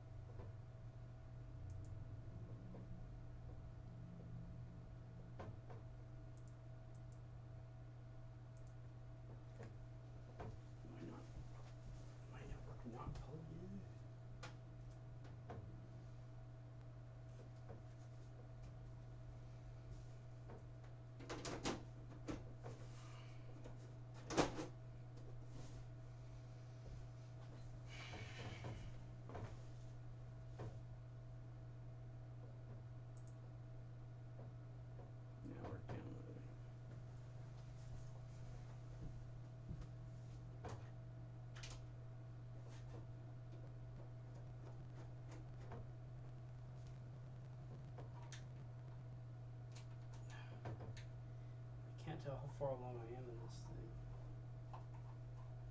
So as of now, I'm officially done. The build, at least. Spare parts. And manuals one. Well, I have all this stuff actually already.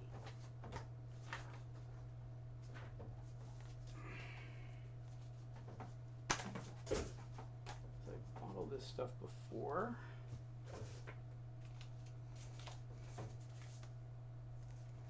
Except for that.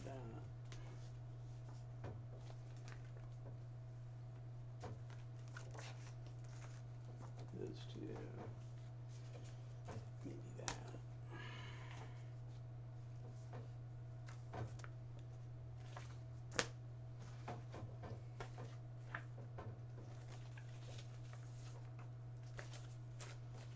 So these are for cycle.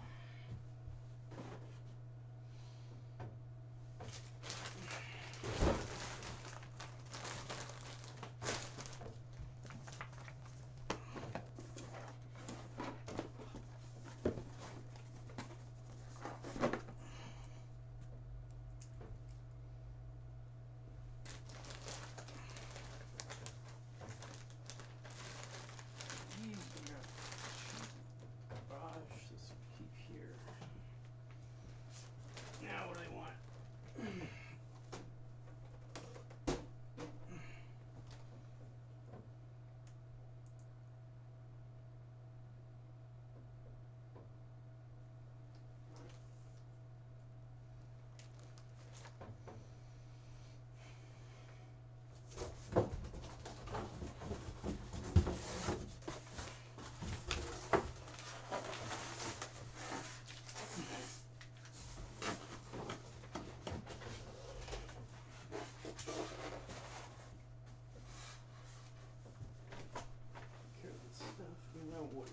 If you like to update, activate online repositories now, yes.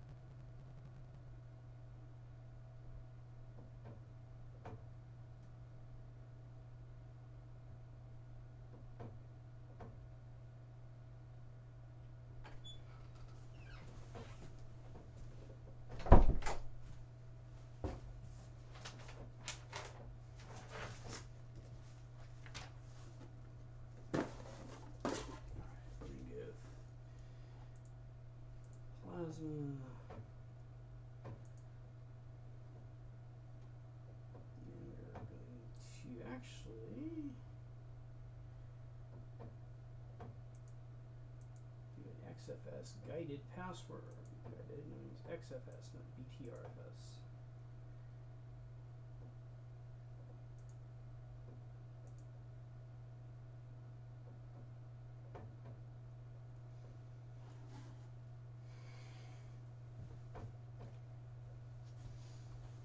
And time zone.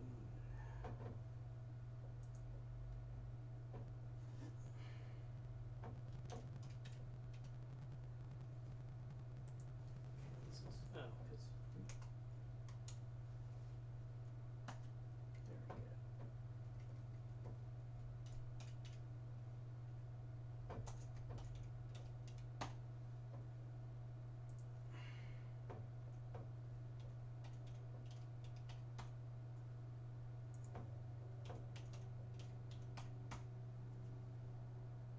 Not gonna be administrator.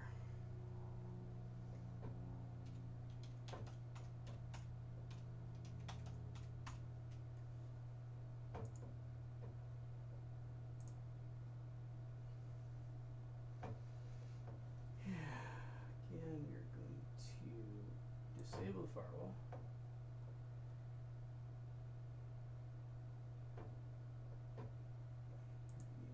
SSH. Switch the network manager to with B. Go ahead and install.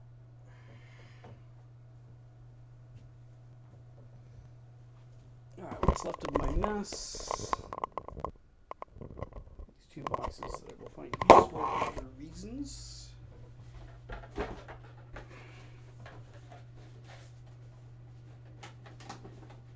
Maybe. Or I might end up tossing, I don't know.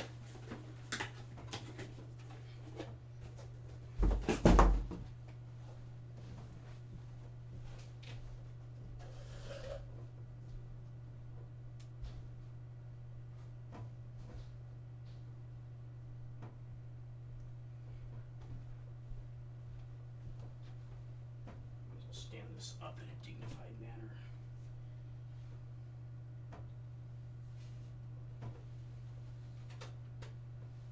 It was a little strange when it first started up. It's a little flicking.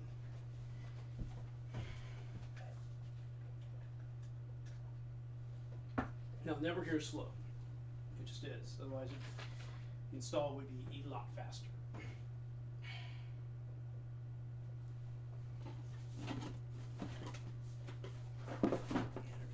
Leftovers in this box. Nice and tidy, brought to where it needs to go.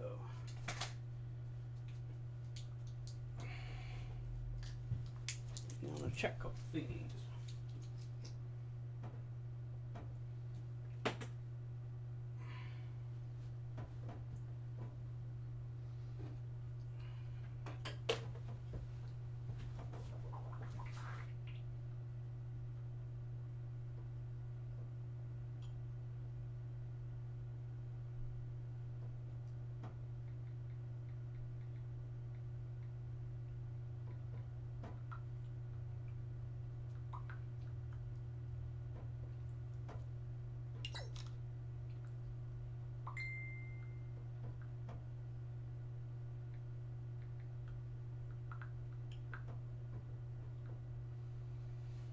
Alright. So, what should I mumble about this time in the half an hour that I have? Or do I just let it build? Or let it install? Grabbing little tie wires off the floor.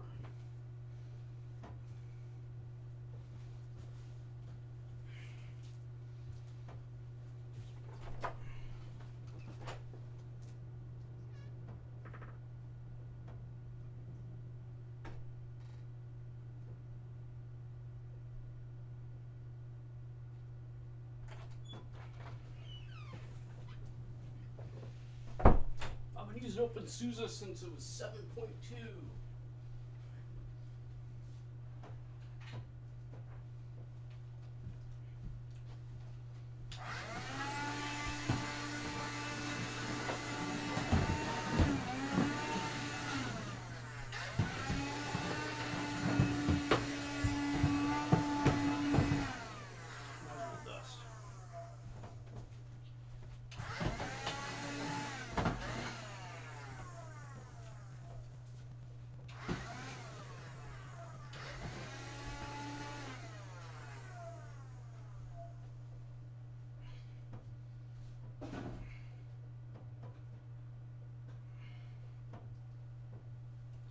413. That could not have taken me 3 hours.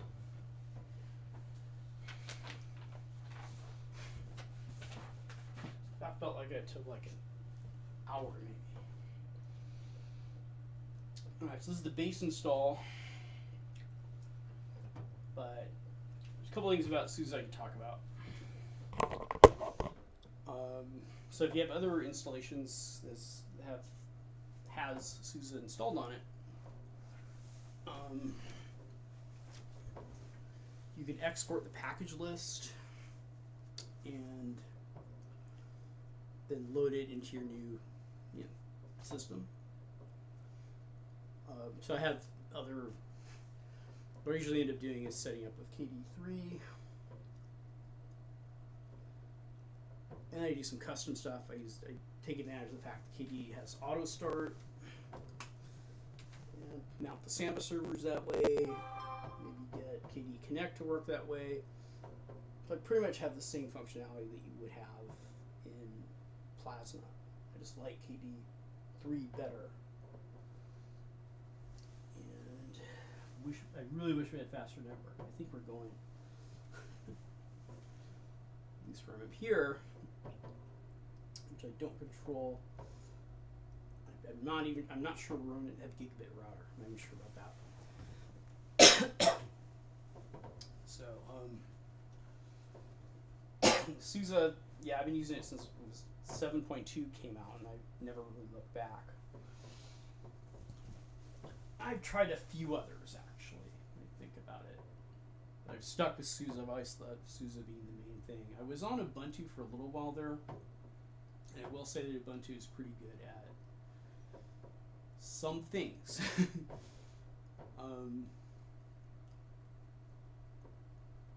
Probably better with hardware recognition and drivers and stuff like that, but basically, I don't like the interface that much. I mean, you can do Trinity. What am I doing? Tilting my arms.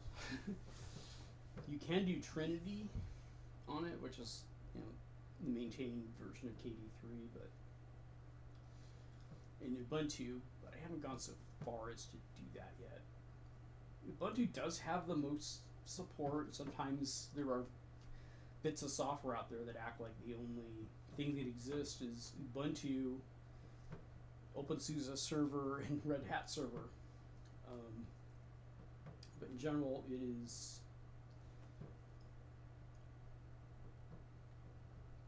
there's not a lot that I haven't been able to do with OpenSuSE. In fact, there's really nothing I haven't been able to do with OpenSuSE. It's just how easy is it for the end user, really.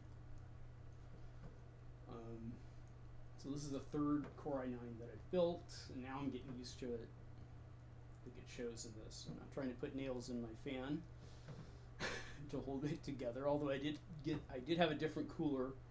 There are two desks that are using this particular cooler. It's a bigger, more robust cooler, even though it's the same price. This time I went to the Sunnyvale Central Computers because they had more of the parts that I get. I don't know if in this video particularly I went over what models those things were, but I might as well, if I of course have a list. Yes, I do.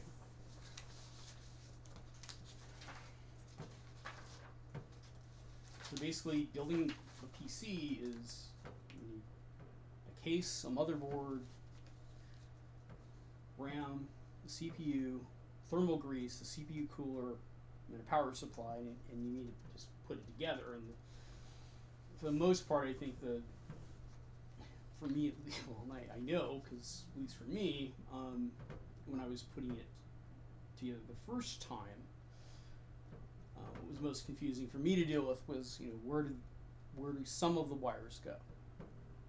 Some of the wires just fit. You just have to look at the pattern of the pins on the connector, and look at the pattern of the pins on the board. And if you're getting kind of farsighted with my contacts on at this age, then sometimes it's hard to fit those pins in directly. And one downfall could be that if your documentation doesn't seem to have the right places where stuff should go, or maybe you should read it upside down. No, I threw it away. But I now know, at least for this motherboard, where the power goes, where the HDD LED goes, where the reset goes. So to go over what I got again, and I'll go over the individual prices, at least as it was the central computer. It was interesting that the CPU price had gone down, and the second time I bought the CPU, this is in a week, I thought I paid more than that the first time, but a little while had gone by, right? So anyway, so I'll just round the price up, and if it's $199.95, I'll say it's $200. So basically, well, I'll do both of them. So the MSI Mag Z490 Tomahawk ATX gaming motherboard was $199.95. The Cooler Master with the bigger thermal thing on the bottom. This is a Cooler Master Hyper 212 Evo V2 CPU cooler. 1x sickle flow, 120 mm. $39.95, so it's collect $40. The Seasonic power supply, which is the thing with all the cables that are coming out, was, and this is happens to be an 850 watt. It was $139.95 or $140.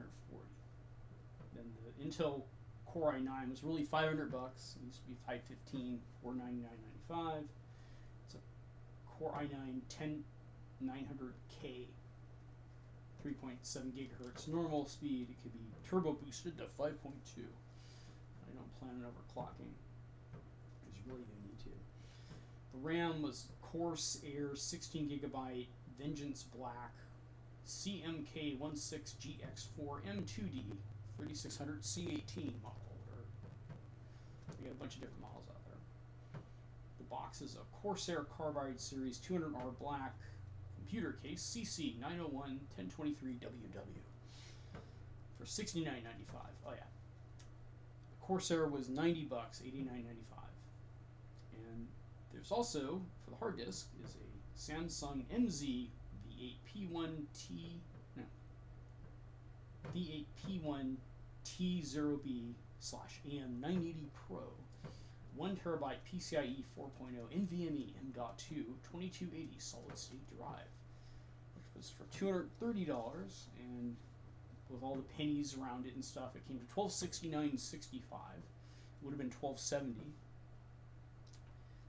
and the tax was $114, and it came to $1383.92, which was a little bit less than what I paid for before, but it's the just about the exact same thing. The cooler dip is different on the first one, and same price though. So it's like I got, in my opinion, I got a better cooler for $15 less. Really. Let's see how this is going. This is going to go for a while, I think. So the live CD, as I said last time, you can download a CD image of OpenSuSE, and at least in SUSE Linux, there's something called SUSE Studio Imager, which I actually could, well, it'll get kind of weird with all the mirrors here, but let's see if I can minimize this app right here, which I don't even know if I'm getting. And it just says drag your disk image here, and you put your USB stick in there, and you press right. Then you got your thing.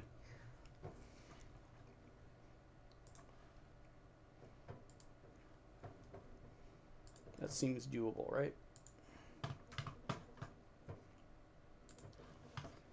Now, what's the plan here? The plan is I'm going to do all the work ones first, and I'm going to do the work ones, and then I'm going to make my own. First, I thought the first one was going to be my own, but I decided, well, we need to upgrade our computers at work because they're like 6 years old. I think I did unboxing videos 6 years ago, and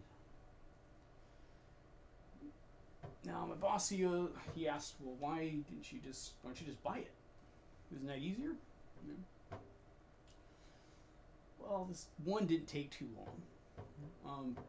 Two, you kind of feel like you've been able to choose what the parts are and stuff. Notice I don't have a graphics card in there. I am going to put a graphics card in there, but it's not going to be expensive, and it's no big deal. You just slide in the PCI slot.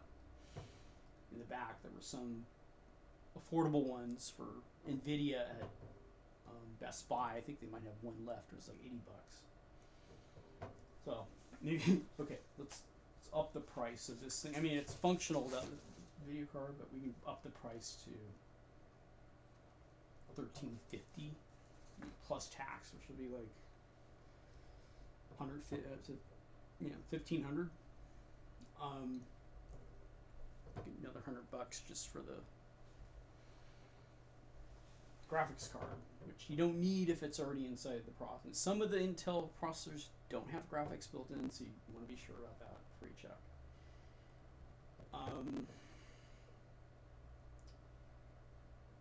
So basically, the way it's set up is that we can just copy over the. We have all of our stuff. So we have the base in Linux, and we have Windows running a virtual machine, and we just can copy over the old virtual machine into Linux, right? And install VirtualBox.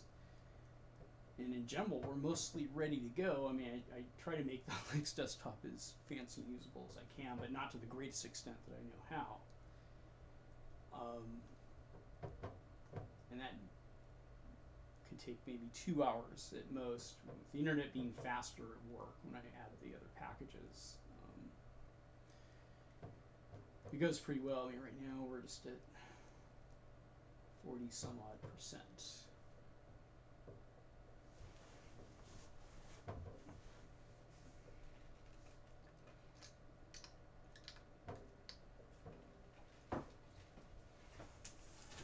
Now, if you ever used a Raspberry Pi before, you used Linux before. Should I redo my Raspberry Pi rant? Or should I just stop this thing because it's just a freaking install, and we know it's going to reboot, and at this stage we know it's going to work, unless somehow I installed it back into my USB stick, but I don't think so because the HD light is blinking.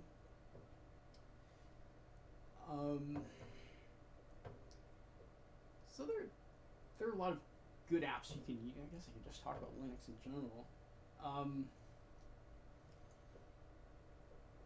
The strengths of Linux have to do with file system compatibility. Sometimes it has to do with things like ABI compatibility. It has the ability to and hardware emulation if you have the right stuff installed. And I had forgotten, and I looked back, and one of the things that kind of got me in the mindset that I was in, or quasi-prepared to try to run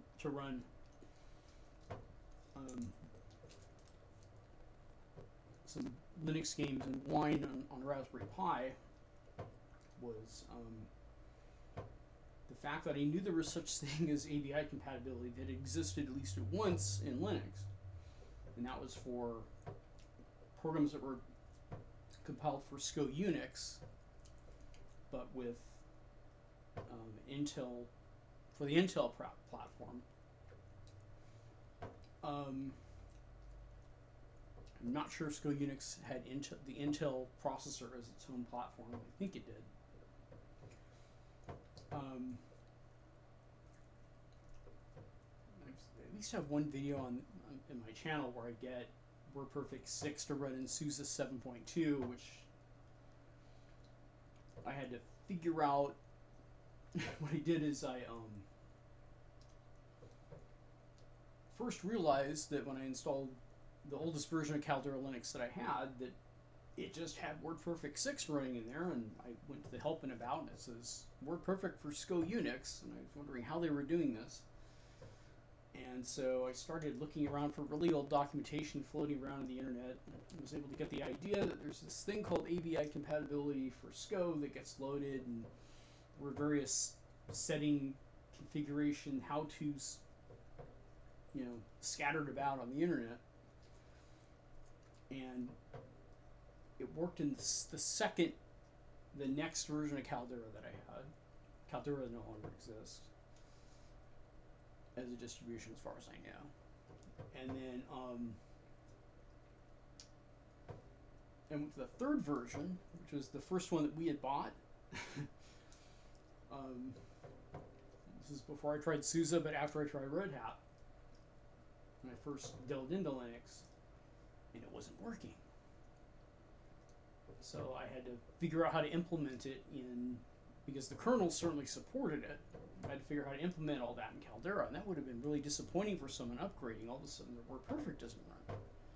And it happens a lot in Linux, unfortunately. Now, I tend to really stretch. I mean, these versions of Caldera are like old. I wasn't even employed yet. I was probably still in college when these things came out, but still, over 3 versions of Caldera, you think the WordPerfect is still going to work. And they don't really warn you on the outside of the box that it's not going to. And so I figured out how to implement it based on what they'd done in the earlier versions, kind of. And then I took what I learned and moved over to SUSE 7.2 and implemented that. I don't remember exactly how far I got up. I was going to do one version at a time, but I thought that was just going to take too long. I don't remember which version of SUSE finally didn't work anymore, and eventually the reason why it didn't was because the ABI compatibility had been taken out of the kernel. I don't like when that happens, actually. When I first started using Linux, there was one way you would mount, say, a Samba share. Now, all the experts, and even probably I even think so now, it's probably better to use NFS, but I wanted it I just wanted to use Samba, so I had a way to mount the Samba shares, which are basically, there's some server across the room with a hard disk that everybody can access. And at some point, they took SMBFS out of the kernel, and then I had to learn how to use this sifs command, which was through trial and error, and for lots of research, I finally got it. So that took me 2-3 hours just to get it right. And then recently in Samba, because they want to implement the protocol as it's documented, they have taken out SMB1. No, sorry. They've implemented, I think it's SMB, I don't even know what version of SMB we're at, but I know there's at least an SMB3. And whatever the latest version is, in fact, even the version before that, the network browsing as it worked inside of KD3 no longer works. I guess that's the one thing that doesn't work as well. Actually, in Plasma, if you have a share mounted, you'll see it, but you don't just have network browsing like you do in Windows for whatever reason. And so it's supposed to be implemented in some other way, and I'm not sure how that is, but certainly KD3 doesn't have the tools for it, and I'm not even sure KD Plasma has the tools for it. So basically, it was kind of nice just to be able to click on an icon and there you are. You have your share. I have more than one icon that I use, but just the icon for the share on the desktop rather than in my computer. I have a little mic computer thing in my setup with different shares mounted, right? This is an unmounted share, it just calls the address. But browsing is like, you just type SMB : and you hit the refresh button, and if it's working, then all the names of the different computers in the network that have Samba shares will come up, and you click on it, and you see the name of the share, which is the third way, and I like to have as much functionality as possible. Well, it's disabled, and then they decided, well, we're not going to do this old version of SMB anymore, which I found was actually faster to copy things, and either, well, at least under older hardware conditions. I'm not sure there'll be a measurable difference now that we got an NVMe drive and all that stuff, but So eventually, you know, after hardware is just, and we had some older computers, you know, like that. So we still have 600 packages to go. Now the reason why it's taking this long is because it's taking longer to download than it is to just simply install. It's like download, boop, download, boop. So the download takes a while. There you go. One thing I will say about NVMe drives, it makes a big difference, and I guess I'll talk a little bit more about the old CPU that I was trying to save. It's kind of, the project's kind of shelved. I probably got a motherboard that just ain't. I probably should have got a Chinese motherboard from AliExpress rather than a motherboard from DFI. They do embedded stuff, and the motherboards, it's not really necessarily the age.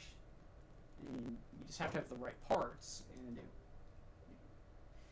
Central Computer had, they couldn't find the right heat sink for the CPU. That's one.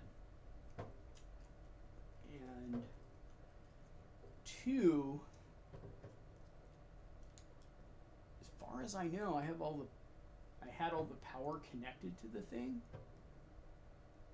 It just didn't seem to power on. It just wanted to be in like a 20 volt mode or something. I don't know how to start the thing actually. So I asked the person I bought it from on eBay, how do you power this thing up to go? I had a makeshift heat sink on top of the CPU.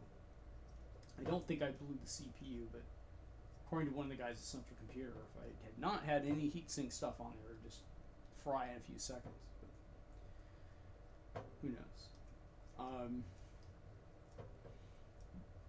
So if I can get, I do have a case for the thing. If I can get a decent power supply, but then you think about it, it's not the cheap solution that's just a board like a Raspberry Pi and you can just go with it. Once you have to get a power supply and all that stuff, you might as well just keep your, at least if money is concerned, you might as well keep all your parts inside the laptop, unless, like in my case, it just wasn't working anymore. You get no display. You can't get anything to come out of the laptop to the monitor, you know, but you know the thing's powered on, at least you think it is, or working otherwise.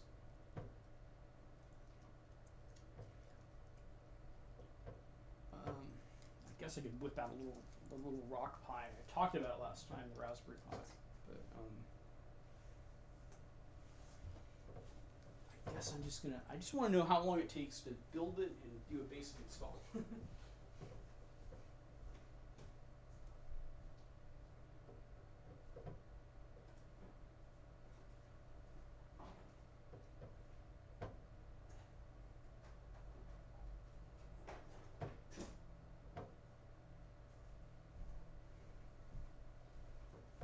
Alright. So last time I was talking about unimposing things, and maybe this is just better and will take the place of the other one. But of course this is a Raspberry Pi, it's got a case on it. Hard disk comes out from the back here. It's got network, 4 USBs. It also has wireless. Rock Pi. Okay, so actually, go back. This is compatible with, not compatible with, this uses the same CPU that you have in a cell phone. It also has speaker out, 2 HDMI connections, small to large.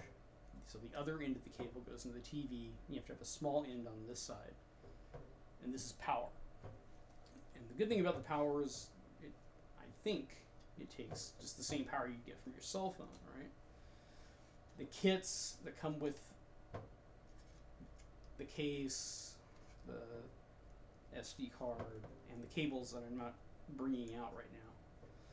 And of course, to back up, you just put your little wireless mouse thing in one of these 4 things.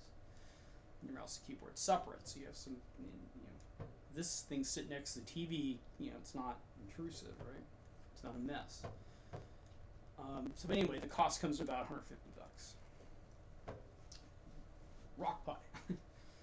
The board itself costs $75. This is, I might. You can't actually get the same case as a Raspberry Pi because it has one HDMI connection and it's large to large. This is power, but the power is not the kind you have in the cell phone. It's got to be 20 volts, so you have to get a special. So you have to get a special power supply for it. And at first, I went to the computer store and said, "Oh, we don't got those." And I looked around, and they found a few. And it has to have some kind of, I think it has to be Broadcom compliant or some compliant standard. This is the audio. It also comes with this little, geeky kind of Wi-Fi thing that hangs down like a graduation thing, but it's solid. It's not really that great. There's a heatsink on the top. There's a CPU there, and soldered on the motherboard is 32 gigabytes of hard drive space. And I thought I'd ordered a clear case for this, but it ends up that what I ended up getting was a case for it with this stuff and these rafters. But again, small, right? But the difference between this and the reason why I decided to try this is this is actually x86 compatible. It's not, so you could conceivably, if it was made for a PC, it could run on this. It just doesn't have enough power, and that's the real issue. It has an Intel Atom processor on it, so it came with actually an unregistered version of Windows that I couldn't boot into. It was broken, I think, and a version of Android, which I don't find all that useful.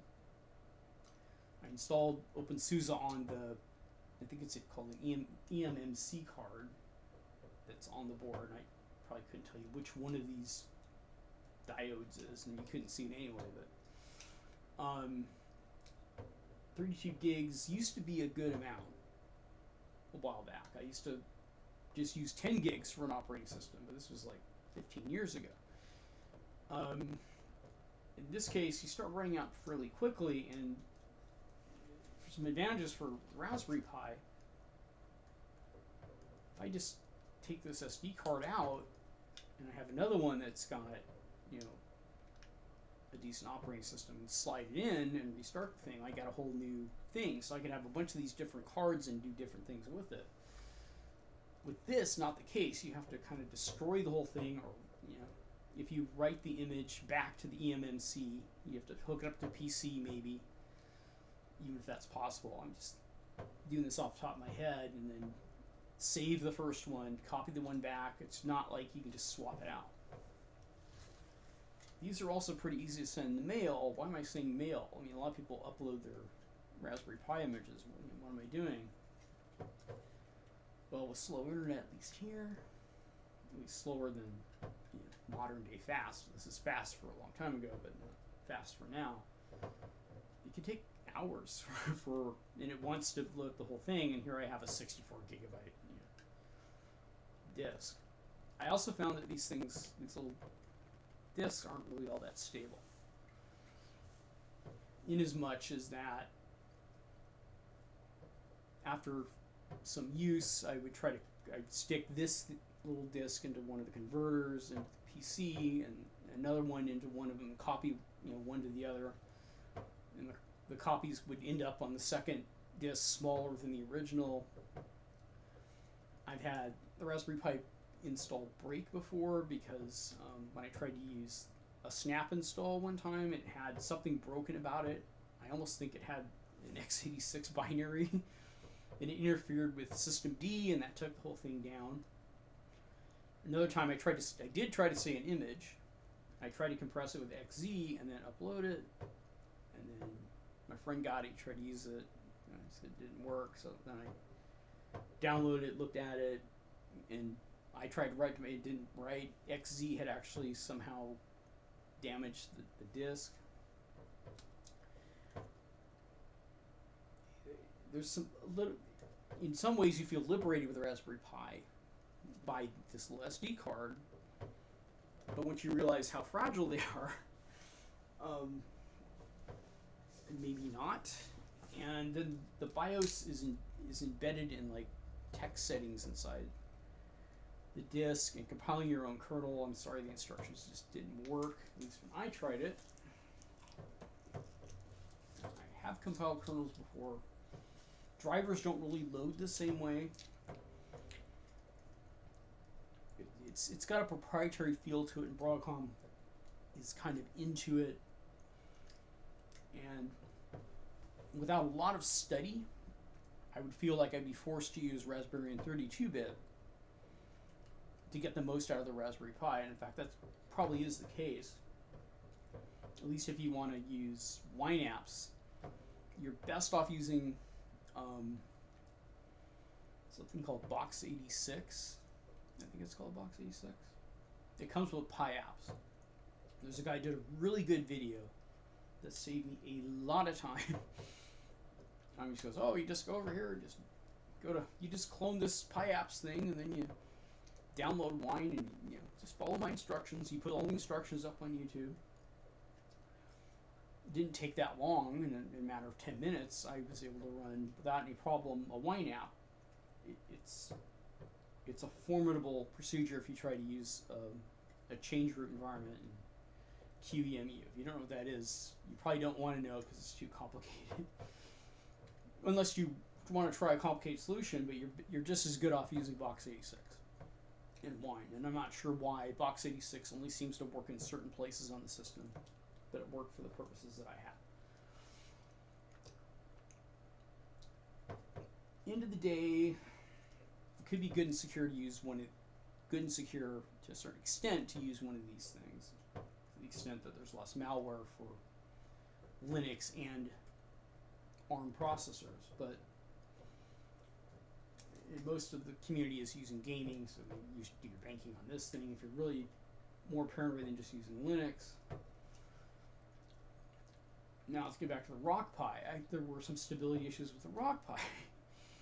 For one, after I installed Souza, sure, I was able to install Wine, no problem. You don't need Box 86 to get things to run. But there was a bug that appeared somewhere in, where am I doing this, by the way?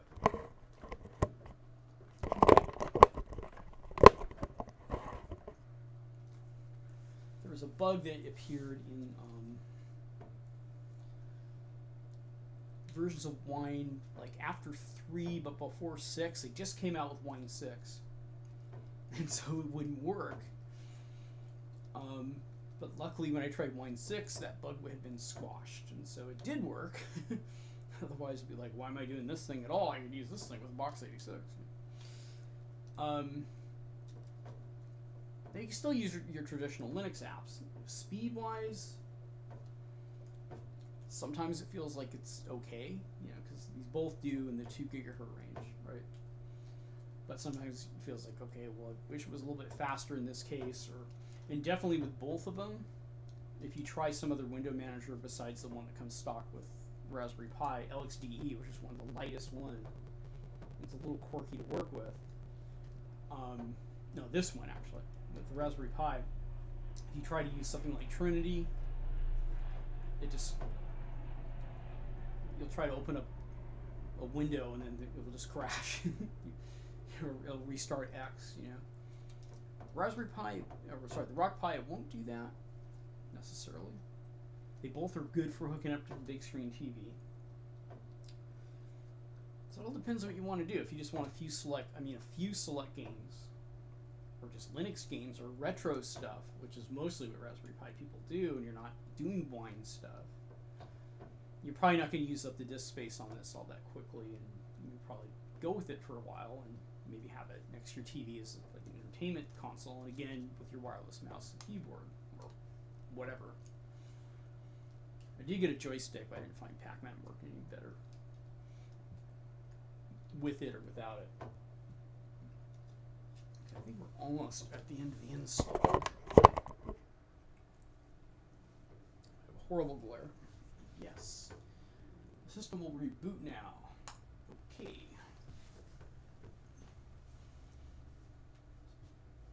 I think we're as live version, it's actually waiting for me to reboot. I think that is actually the case.